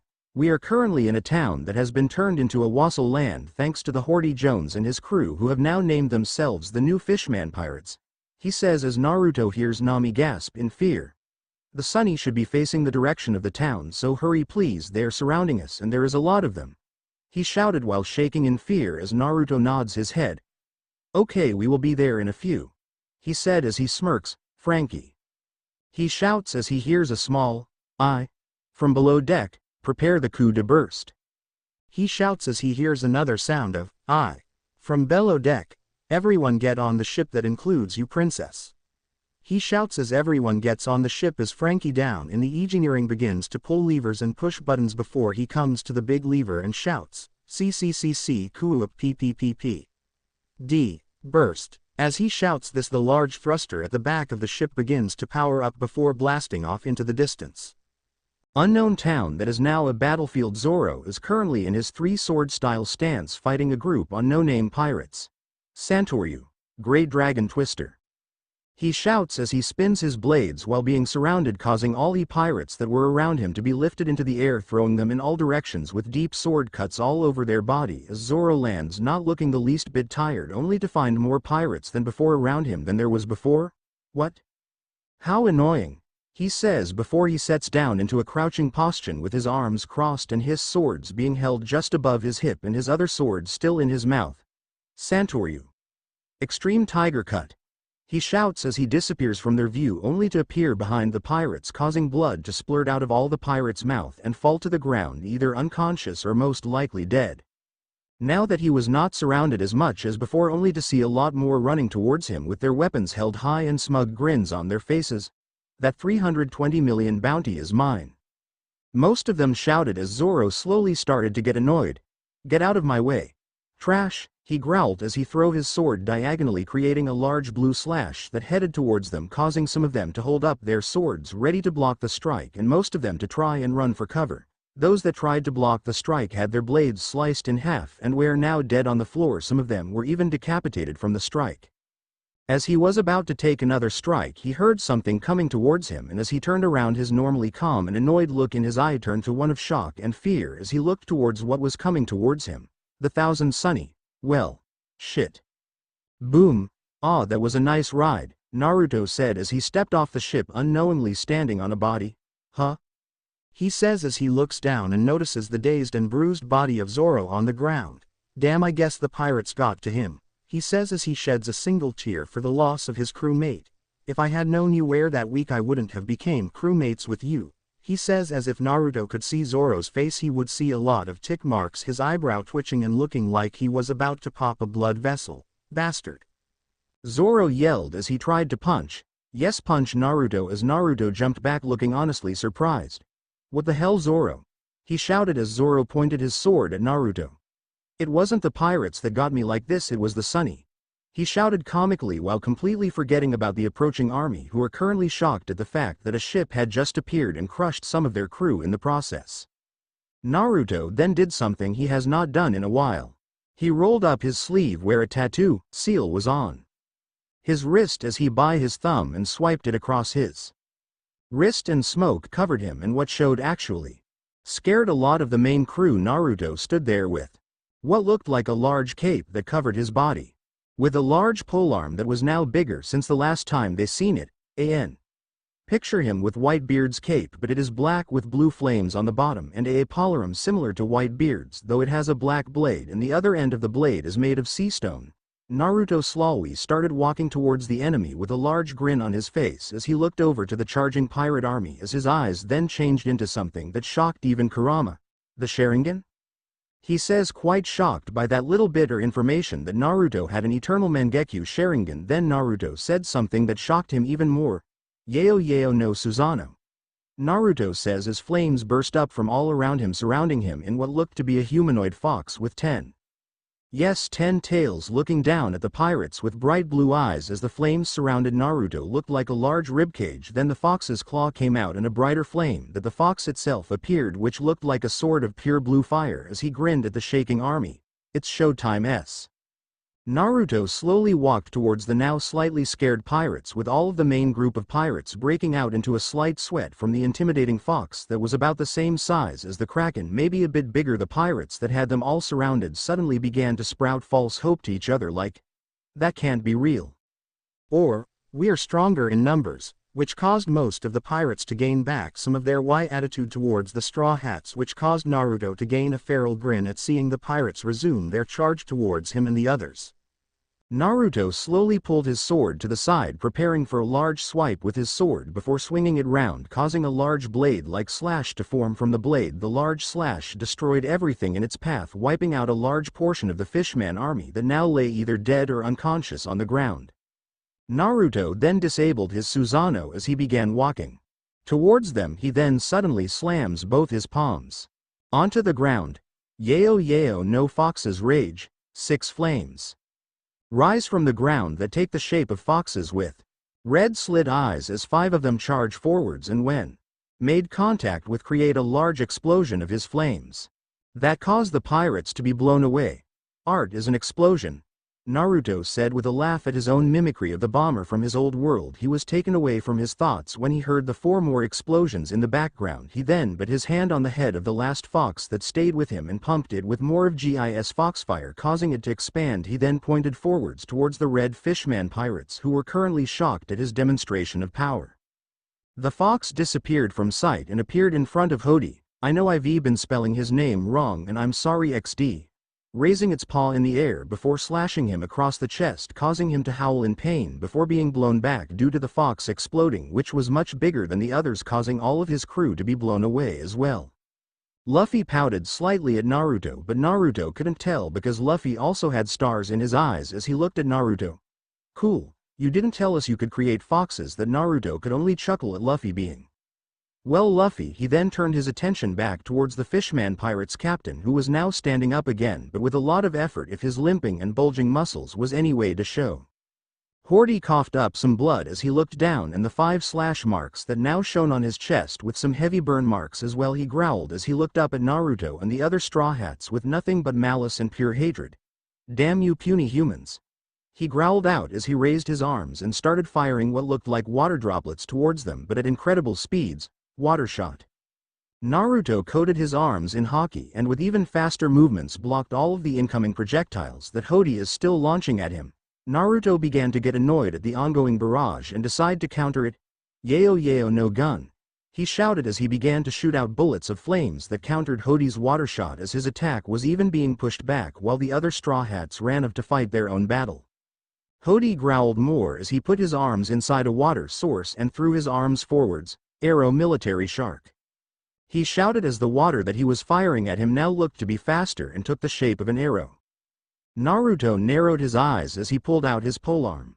And he then began to slowly spin his weapon as it began to pick up speed. He called out, "Yayo yayo no fox shield," he shouted as Hodi's attack was completely neutralized. While this was happening, both failed to notice Luffy say, "Gomu Gomu no." Back with Naruto's solid defense, he began sprinting forwards towards Hodi. However, before he could attack him, Luffy appeared in front of Hodi. Jet pistol. Luffy shouted in his Gear Second form, thrusting his palm forward at a fast speed, causing Hodi to cough up more blood and be blown away into the face of the cliff, completely destroying the cliff in the process. Naruto growled as he looked over to Luffy. "Hey, this is my fight, you." Naruto shouted at Luffy as he just laughed before looking at Naruto. "You have had your fun. Now it's my turn." Luffy shouted back while Naruto slowly gained tick mark on his head. However, before he could continue his rant at Luffy, he was approached by some strange no-name pirates. "We are the Iron Shell Squad." And another voice. "And we are the Bombardment Squad." They shouted as the Iron Squad were in front in a strange formation while the Bombardment Squad lifted their rockets launchers at Naruto. Fire was heard as Nami gasped as well as Robin as they seen the hundreds of rockets being pelted at Naruto. "You're annoying," Naruto said in a cold voice that would have made Madara proud. Then they reached their target. "Yayo yayo no. BOM." After the large explosion, both the squads were cheering and shouting that they can now take his bounty. However, as the smoke cleared, Naruto was nowhere to be found. "As I said, you're annoying," Naruto said in a very pissed off voice which would have sent chills up even the likes of Kurama. The pirate squads were shocked as they turned around and realized that he was behind them, but they never got the chance to attack again. As Naruto said, "Blaze storm." Naruto finished his attack as a large tornado of flames swooped up all of the squads into said tornado and throwing them out in all directions with burns that left them nothing but a smoking crisp. Naruto sighed as he looked up to his original target but had to raise an eyebrow at what he seen as he could see Hodi eating what looked to be lots of pills, much to the shock and horror of his other crew members who are currently battling it out with the other Straw Hats. "Hey, now we don't want you having an overdose now," Naruto shouted in panic, not because of the outcome but because his target might die and it won't be from any of their attacks. Hodi started to shake uncontrollably as he fell to his knees and let out an eerie cry. Saw his muscles began to bulge. His eyes turned dilated and his hair turned a color of bleach white. After his transformation, he started to laugh almost psychotically. He then stood back up and looked at Luffy with a dark grin plastered across his face and raised his arm again. "Water shot." He shouted as the same water droplets from before shot out of his arms, but what surprised Luffy was that they were a lot faster than before, almost too much for him to follow with his Haki. Naruto smirked as he noticed that Hodi had gotten a power-up, and if he had to guess, he probably got it from the overdose of pills he just consumed. Interesting, Naruto thought out loud as he began walking towards Hodi after he picked up his polearm, already knowing that he was going to come after him since the attack he just sent at Luffy had connected, although Naruto knew his captain would walk it off in a few minuets. With Kurama was pissed. Not only had she, yes she is a she now since she got the votes, but nobody knows that yet, been called things that should only be said to a dog like mud, or, but these pirates had seriously big egos, almost as big as her. And that is saying something since she had a really big ego. She raised one of her claws and slashed at a large group of the pirates, spitting some of them in half. hence the reason she now has blood on her large claws. Damn, these fishmen are annoying as hell. Kurama shouted as she shot of some mini-tailed beast bombs at certain parts of the battlefield, causing large explosions to go off in all areas of the battlefield. Yup, she was pissed. With Robin and Nami. Robin and Nami are still on the sunny, but they have a perfect view of the chaos. However, the straw hats are used to this kind of stuff now. KKYA. Well, except for Usopp and Chopper, maybe Nami was using her power of the weather to call down thunder strikes on any pirates that managed to get close to the sunny, and Robin took out lots of pirates from a distance with her devil fruit ability. Nami and Robin also had a clear view of Luffy and Naruto's battle with Hodi, and still can't help but worry for the blonde ninja, although they didn't know why their hearts felt warm after he walked out unscathed of the attack from the fishmen that launched lots of rockets and bombs at him. They thought he might have been seriously injured. Naruto-kun, they both said, but then they looked at each other for a second before giggling slightly. With Zoro. Zoro is currently fighting a 8-style swordsman user who goes by the name Hyuzu. He is wearing a blue shirt and loose black tie with a black blazer over the top. His species is the blue-ringed octopus merman, and he is currently panting from what people would assume was an intense battle between the two swordsmen. Zoro was not impressed, not even the slightest, since this fishman that claimed to be the best swordsman on Fishman Island is nothing but a weakling in his eyes, which only proves his point, as the only sort of damage Zoro had was his clothes, and the fishman had lots of deep cuts all over his body. Hyuzu slowly reached into his blazer pocket and pulled out a handful of pills similar to the ones Hodi had, and he put them all in his mouth before swallowing them all whole. His whole body tensed as he began to go through the same transformation as Hodi, which is now the reason he also has bleach white hair and he looks a lot more stronger. Zoro narrowed his eyes at the merman. Something is different with you," Zoro stated as his opponent began to laugh. "Ha ha ha ha, I feel so much more powerful now. There is no way you can defeat me now." Zoro's sweat dropped at his proclaim, wondering if the fishman even realized what happened a few minuets ago. Zoro readies all of his swords while getting in his own stance, ready for round 2 with him. Bring it. Zoro held out his swords ready for another strike. 3-sword style. Purgatory Demon Slash. He shouts as he slashes his swords forward while waiting for the fishman to come into his range for the attack to connect. However, what he was not expecting was for his attack to miss and for the fishman's attack to connect, causing him to lean forwards and cough up some blood.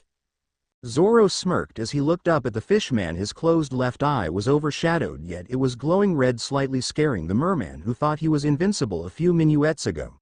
Zoro's swords looked as though they were pulsing in excitement as Zoro got in another stance with maniacal grin on his face.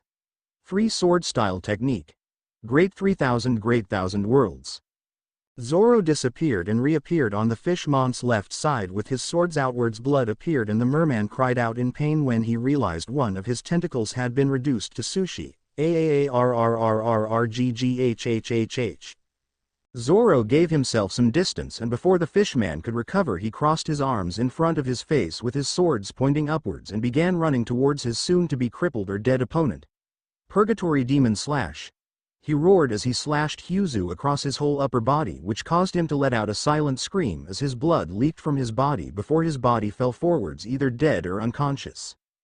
With Naruto and Luffy. Naruto smirked as he watched Zoro's fight with one of the fishman pirates and one with barely taking a scratch. However, he was surprised when he saw the fishman get back up, but Naruto had bigger fish to fry as he turned his sights on Hodi. Seems like one of your lackeys just became a 7-style swordsman now. Naruto mocked as he stood up as he noticed that Hodi had began running towards him with the same speed he ran at Luffy.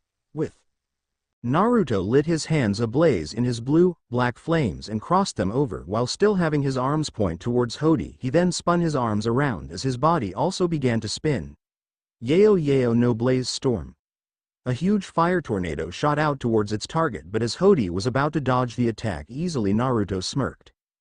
Hodi lost all control in his body as he felt like he was being pulled into the tornado, but before he could react he was suddenly pulled inside as the pressure suddenly tripled. I love that move. The longer the tornado stays, the harder it is to stop yourself from being pulled in, since the pressure triples every few seconds. No one has ever escaped this attack, not even Whitebeard, Naruto said with an air of pride, since it's not every day you get to have a sparring match with Whitebeard and actually damage him. AAAAARRRRRRGGGGGGHHHHHH. Hodi was managed to get out of the tornado for a split second before the tornado's pressure went up again to 6x its normal pressure, which caused him to get pulled back in. AAARRRGGGHHHHA Arrow Military Shark. Hodi shouted as the water sharks began to attack the tornado, which caused it to lose balance and shoot off into a different direction, which caused Naruto to disperse his attack. Hodi looked worse for wear if he didn't already looked ugly. Then now Naruto just felt pity towards him. That was until he was surprised when Hodi began to pull out what looked like a large vase and dug both of his fish hands into the vase and pulled out 2 large handfuls of the now identified energy steroids, and he began to eat them like they were his favorite snack. After a few minuets of waiting for the captain to finish his lunch, he then keeled over and began to cough up blood, but his eyes were no longer normal, as they now looked like that of a beast that only followed its instincts as it launched forwards, catching Naruto off guard, uppercutted him, blasting him into the sky and through Fishman Island's bubble. He then bent his knees and launched himself after Naruto. Naruto versus Hodi. Naruto rubbed his head and wiped a bit of blood that ran down his lip away, as he had activated his own personal bubble just in time, but it looked like he didn't need it, as he was now standing on a very large ship which was about 10x or 20x bigger than the Sunny, and it was heading straight for Fishman Island at a slow pace. Naruto stuck to the base of the ship thanks to chakra. Naruto then did something he never thought he would do for some time now. He then smirked as he looked down at Hodi, who was now rocketing towards him. Unknown location above the sea in the middle of a forest. 3 of Naruto's clones can be seen meditating with 3 legs crossed and their hands resting on their knees, with wildlife running around them, although it was mostly birds and foxes, as some of the foxes were even sitting comfortably in one of the clones' lap. Then something surprised the wildlife as one of the clones poofed out of existence. Back with Naruto. Naruto smirked before his face became emotionless, as his eyes stayed the same color. However, he now had slits instead of his usual human pupils. It also looked as though he has blue eye shadow on. However, his biggest change was that his arms and legs now had dark blue tribal pattern-like tattoos on which shined blue from time to time. This was his new and improved Sage Mode Mark 1. Naruto smirked as he reached up and flexed his hat until chakra began to swirl around his hands. He then pushed his Devil Fruit ability into the Rasengan. Okay, this is a prototype, so I have no idea what's going to happen. Naruto then looked at the new Rasengan, which took a darker shade of blue from the normal light blue it usually takes, and it also had what looked like multiple blue flame rings circling around the Rasengan. Naruto smirked at his new ability and began running down towards Hodi, who was now running towards him with. While launching different water attacks at him, he then launched the new attack at Hodi. Yeo Yeo no Rasenunabiyeo. Yeo Yeo no Spiraling Foxfire Sphere. Don't quote me on that, since it took me an hour thinking of a shorter name for to give the technique, since it's at least a sentence long if I use the translation, so it's completely OC and it's pronounced Rasen Unebi Yeo. Naruto slammed the new move into Hodi's chest, which caused flames to shoot out and cover Hodi in the flames before launching him into a part of the ship. Naruto was about to pull out his polearm again from his storage scroll, since people seem to wonder how it keeps appearing from nowhere, and was about to launch on final attack in Hodi until Gomu Gomu no Elephant Gun. Luffy shouted as a giant fist flew past Naruto coated in Haki. Naruto gained a tick mark at Luffy, butting in again, but just sighed and flew his flames at Luffy's fist, igniting it on fire. No, Luffy, this is a new technique, it's called Gomu Yao no Giant Blue Hawk. Naruto shouted, and just as it was about to hit, Hodi roared, "No, I will not let you destroy me, or this ship Straw Hat. Fox Sage Fish Man Island is destined to be destroyed. HHAHAHAHAHA." Hodi shouted as he continued to eat more and more of the energy steroids as his body bloated again in muscle, making him now taller than the Red Dog of the Marines. Hodi eats more steroids in this than what he does in canon. As the fist makes contact, Hodi grips onto the fist while roaring, "I will not be defeated." He roars again as the giant fist is stopped completely, which caused Naruto to sigh. "See, Luffy, you should have left this for me." Luffy didn't give Naruto a reply as he was shocked that an upgraded version of the elephant gun had been stopped. Naruto pulled out his polearm and whispered to himself, "Sage Art. Yeo Yeo no Kyubi slash." Naruto said as his polearm didn't move. However, blue slashed started heading towards Hodi, showing that Naruto did in fact attack, but it was too fast for Luffy or Hodi to follow. Hodi had no time to react as the slashed made contact with his body, while both of his arms were preoccupied trying to stop two other slashed from making contact with his body. All in all, he was fighting a losing battle with the slashes as he was being pushed back until he was at the edge of the ship and he had no choice but to slide to the left just in time as the slashed blasted off just as he let go and then flew off outside the bubble. However, one of the slashed made contact with his arm, but he didn't feel it at all as Hodi's eyes were now red and looking at Naruto with a smirk on his face. Naruto sighed again. Damn, why can't this guy die? Naruto said as he launched the same attack again. This time they were bigger than before, and if they were any bigger they would have cut the ship in half. Hodi was prepared this time though. Hee. Ha giant arrow military shark. He shouted as a giant water shark gripped onto the slash with its teeth, which caused the two attacks to battle against each other until the shark won and cut through the slash and began charging towards Naruto. Naruto was ready for the attack to connect, but he was still in Sage Mode Mark 1 as he raised his arms and caught the shark by its teeth. And pulling. If this was a real shark, the shark's jaw would have been snapped beyond repair. Luckily it wasn't, and as soon as he snapped its jaw the shark dispersed into water, leaving an angry Hodi who was now behind Naruto. Too slow, Naruto said as he swung his polearm around. Yayo no fox slash. Naruto shouted, which caused Hodi to be hit point blank by the attack, which sent him hurling back with blood now pouring his whole body with a limb which looked like it would fall off at any moment due to the huge gash he now had in his arm. Naruto stood standing as he then looked down at Fishman Island and realized it was only a few minuets from the ship making contact with the island. Ha, there is no way you can't stop it now. It's all over for Fishman Island, it will perish as will you. He roared with insane laughter as Naruto had enough time playing around now. Alright little fishy, I'm done playing around with you. Naruto spread his arms outwards and pointed them both at Hodi and then disappeared and reappeared behind him. Yayo no double blaze storm. Naruto shouted as two tornadoes blaster Hodi to the ship's hull. Although Naruto's attack did cause good propellant to the ship, causing it to be pushed away from the island, giving Naruto a few more minuets to win the fight that they were having. Before Hodi could get out of the tornado, as it was near impossible since he was pushed up against a wall of the ship with the tornado still in place. Naruto did one more Sage Mode attack. Sage Art. Yayo. No darkness beam. Naruto said as his flames turned a very dark blue and shot at Hodi, blowing a hole straight through his chest. However, just as Naruto thought he had won, Hodi suddenly launched himself at Naruto, planning on ripping his head off with his last attack, but it never came. Yayo no Foxfire invisible blade. Naruto said as he sealed his polearm back into his arm as both Hodi's arms fell off with his head began to slide to one side, showing that he had beheaded Hodi. Naruto walked away and picked up Luffy since he seemed to have fell asleep and disappeared from sight, planning on spending the rest of the time on Fishman Island with Nami and Robin, maybe both. Bad Naruto. Damn that pervy Sage and Fox for corrupting me. Naruto said as he appeared back on Fishman Island as he noticed that Sea Kings were leaving with the crippled ship in tow, leaving Fishman Island still standing.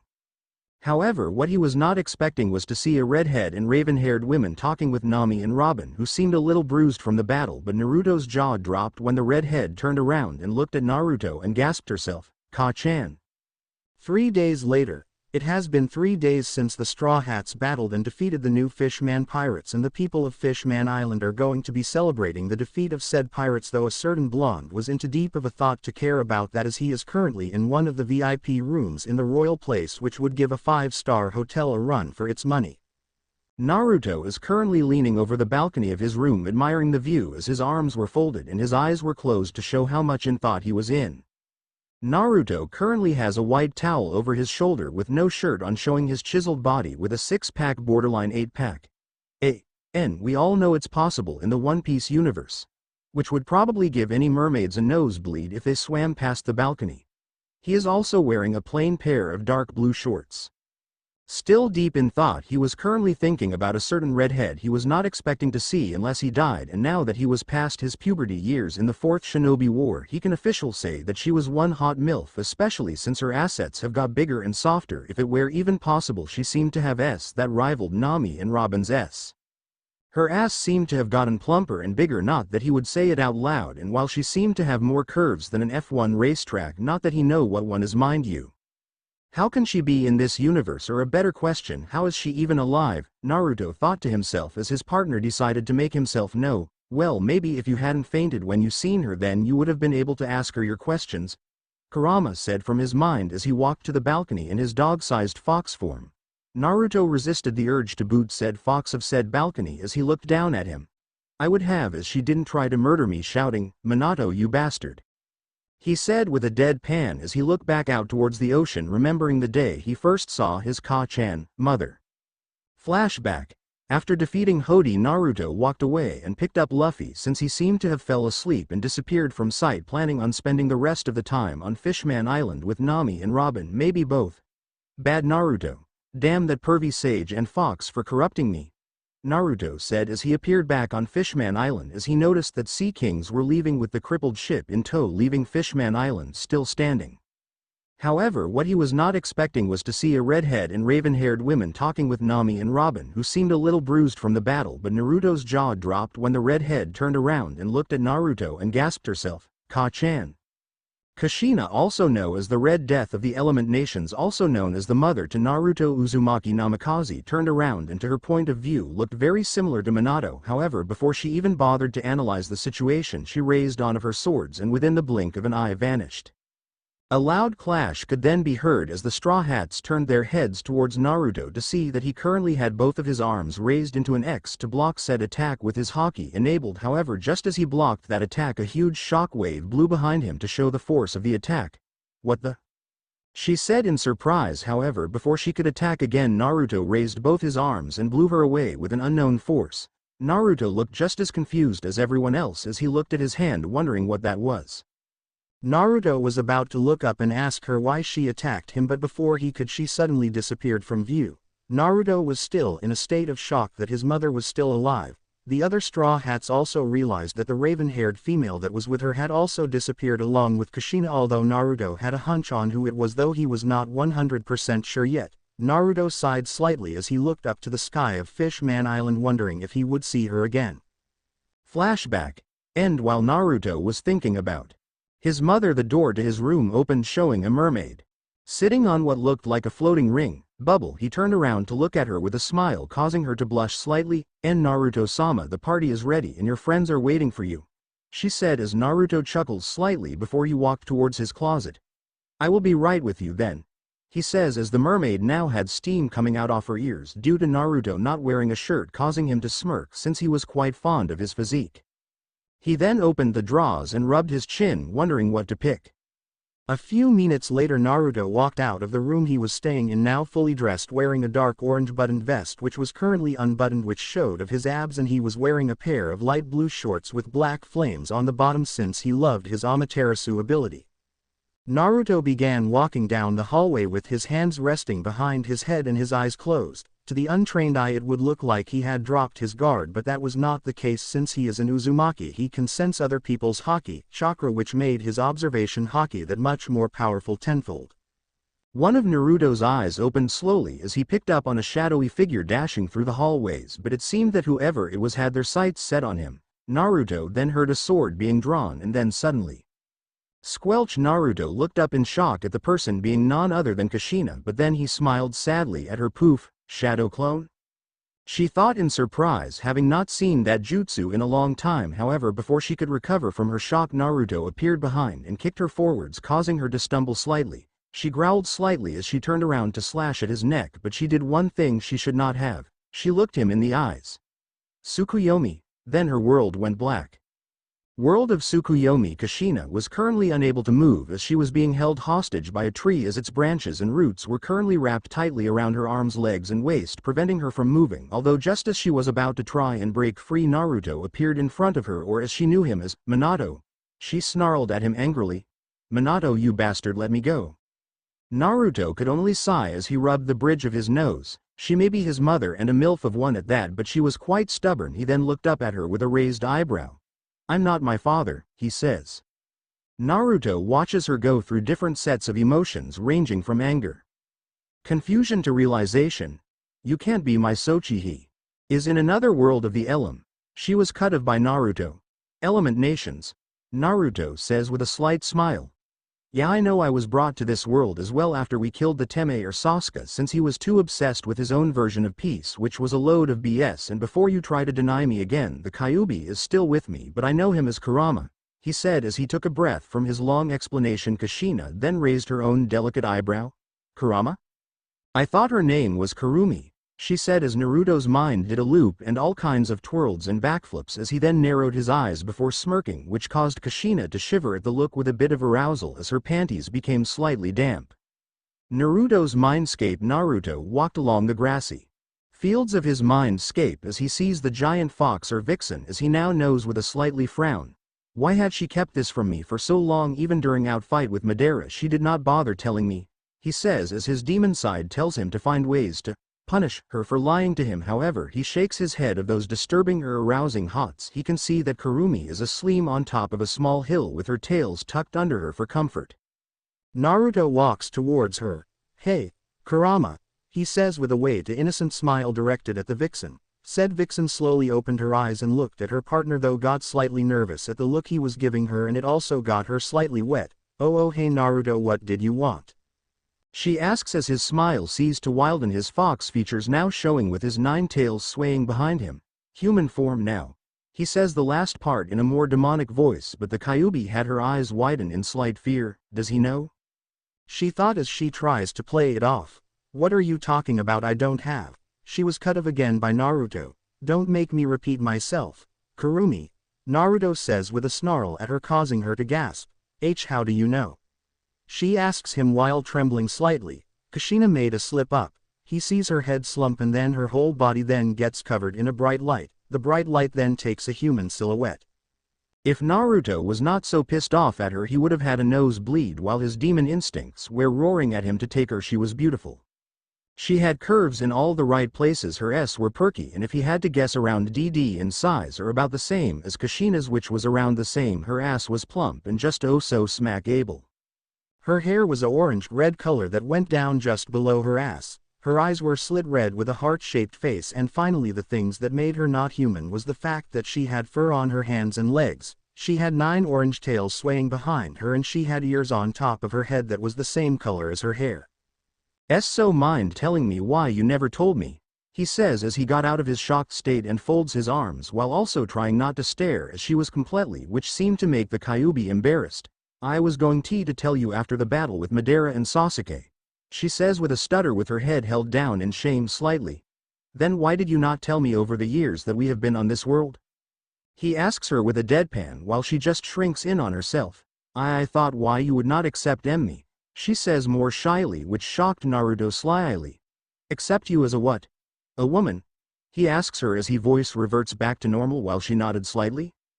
Naruto sighed as he rubbed his forehead. He asked Kyuubi to show him all of her forms, which turned out to be 3 kinds. One was her human form like his, which removed the fur from her hands and arms and hid her tails and ears as well. Her second was the one he had just seen, and the other was what he would describe as a furry or an anthro in other people's cases, though he found it oddly hot for her anthro form. She was basically an orange fox that stood on its hind legs. She has paws, snout, everything you would find on a canine, although the only difference was that she had the hum physique. She still had breeds, though her whole body was covered in fur. If you want to know what her anthro form looks like, then just PM me or ask in a review. When he seen it, and her last form was the one that she always used. Naruto looked down at her as she was slightly smaller than him when in her hybrid form, which was the one he was currently in. So you thought would have found you ugly when I seen these forms and that I wouldn't want to be anywhere near you?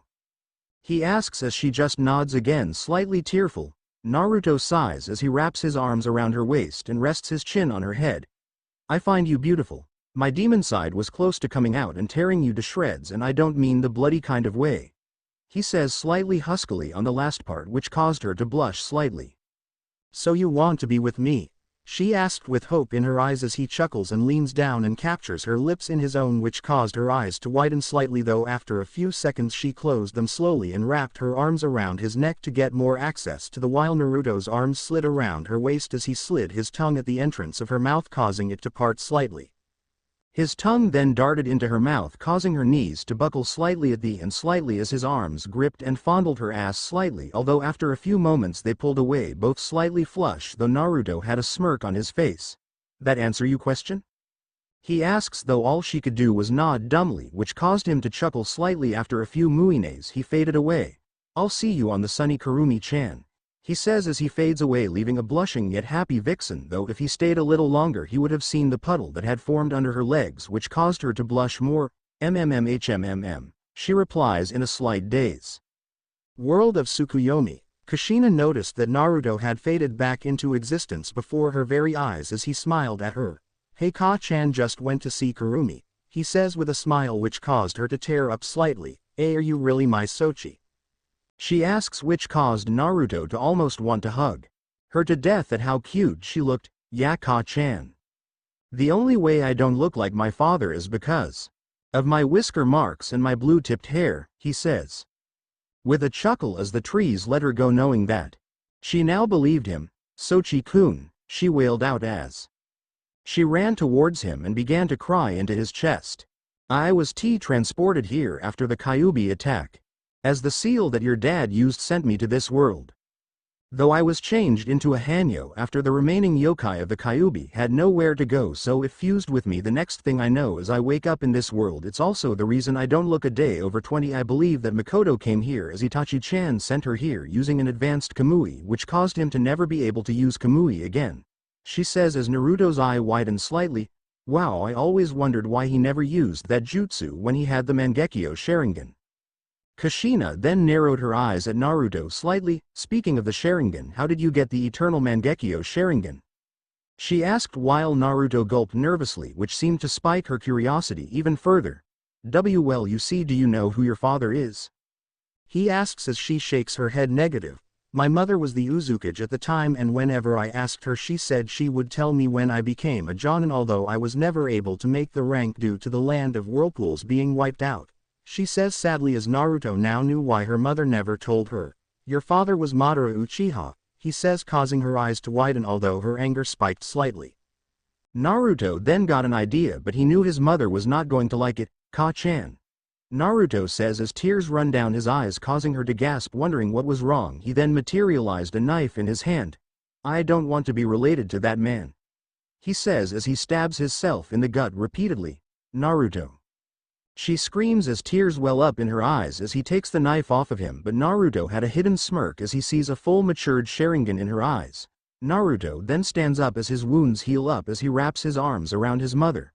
Sorry about that, Ka-chan, he says sadly, which caused her worry and sadness to wither away into confusion. What do you mean? She asks, still trembling slightly.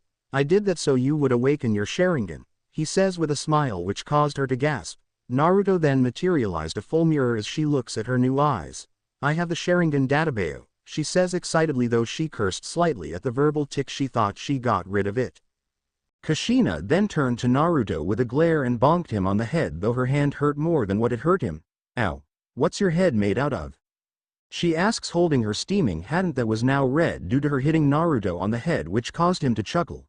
It's made out of good ol' Haki, he says playfully, which caused her to pout cutely. Not fair, she whined, which made Naruto just want to her all over. Bad Naruto, she is your mother, though why does the thought of that turn me on? He wondered, slightly worried at the kinky though he had of his mother.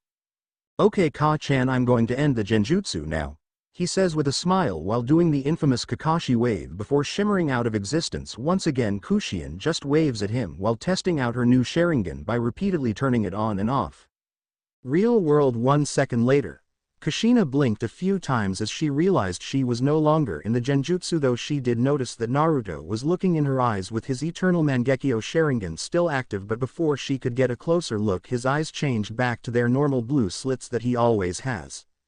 Though as she turned her attention to what he was wearing she blushed slightly, although as she was about to ask her where he was off to, another shadowy figure appeared next to her. Kushi-chan, are you okay? She asked as Kushina looks at the figure and smiles. I'm fine, Makoto, I just found out that this is my Sochi from the Element Nations, she says with a giggle which causes her to look at Naruto. Naruto. Do you know if Sasuke came with you? She asked hopefully.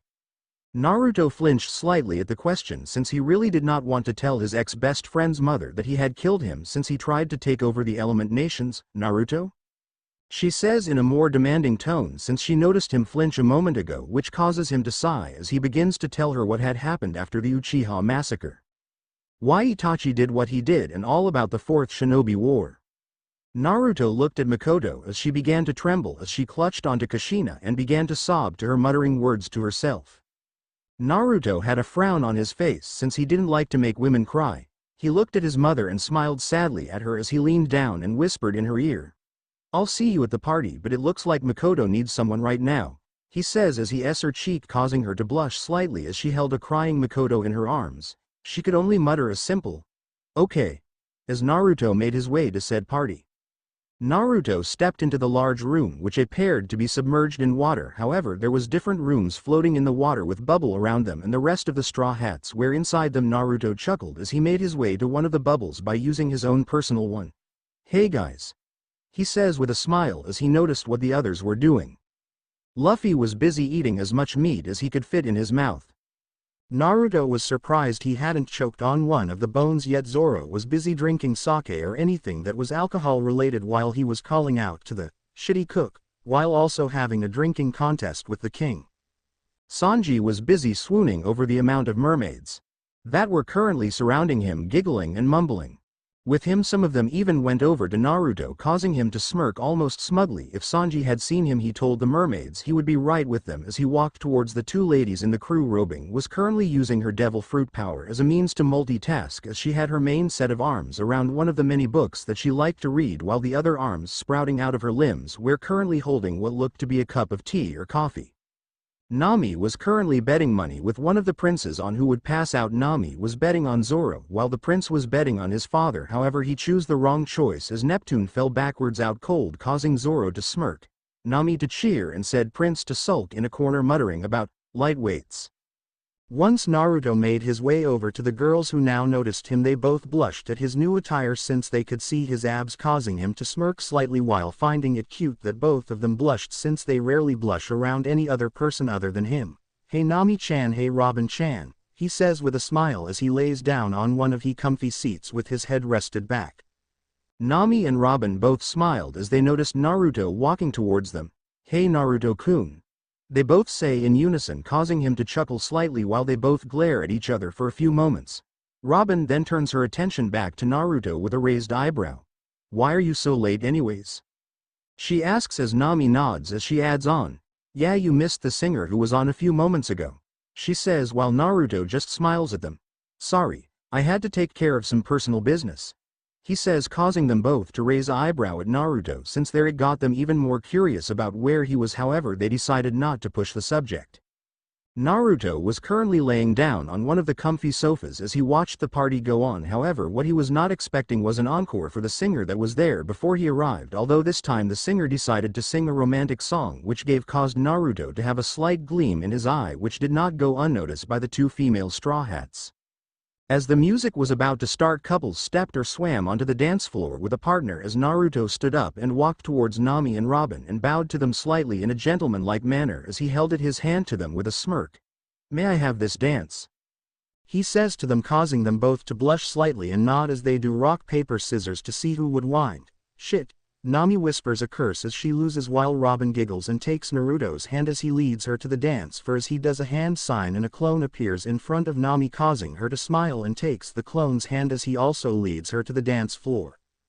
As the music was about to start, couples stepped or swam onto the dance floor with a partner as Naruto stood up and walked towards Nami and Robin and bowed to them slightly in a gentlemanlike manner as he held his hand to them with a smirk. "May I have this dance?" he says to them, causing them both to blush slightly and nod as they do rock paper scissors to see who would win. "Shit," Nami whispers a curse as she loses while Robin giggles and takes Naruto's hand as he leads her to the dance floor. As he does a hand sign and a clone appears in front of Nami, causing her to smile and takes the clone's hand as he also leads her to the dance floor. On the dance floor, Naruto had both of his arms around Robin's waist while Robin had her arms around Naruto's neck. She blushed slightly at the closeness as the music began to start. The clone and Nami were in a similar position, though Nami had one hand on his chest and the other around his neck. Song start. Adele. Hello with Naruto and Robin. They began to step and rock towards the music. Naruto smirked as he recognized the song. "Hey, I know this song," he says to himself while Robin now had her head resting on Naruto's shoulder. "I'm sorry we haven't been able to spend more time together, or at least less than what I would have wanted to," he whispered in her ear, causing her to shiver slightly as she felt Naruto rub her stomach and waist while ghosting over her ass a few times. It's fine since this dance more than makes up for the wait, she says as she lets out a small sigh as she went closer to Naruto so that her S were pressing up against his chest, causing them both to have a tinge of pink on their cheeks as Naruto smirked. Wow, your S are soft, he says quietly, not realizing what he had said, causing her to blush but smirk slightly. Why don't you feel how soft they are? She whispers seductively in his ear, causing him to shiver slightly as his hands slide into her pants slightly to grip her ass by the skin. Sorry, they're occupied, he teases with a smirk as he sees her gasp when he grips them. Naruto and Nami were in a similar position as Naruto groped Nami's ass, which Naruto thought he would have to compare both later once he revived the memories of the clone. Nami gasped as she felt Naruto grope her ass, causing him to smirk at her. I've wanted to do that for a while now, he says with a slight chuckle as she raises an eyebrow. Why?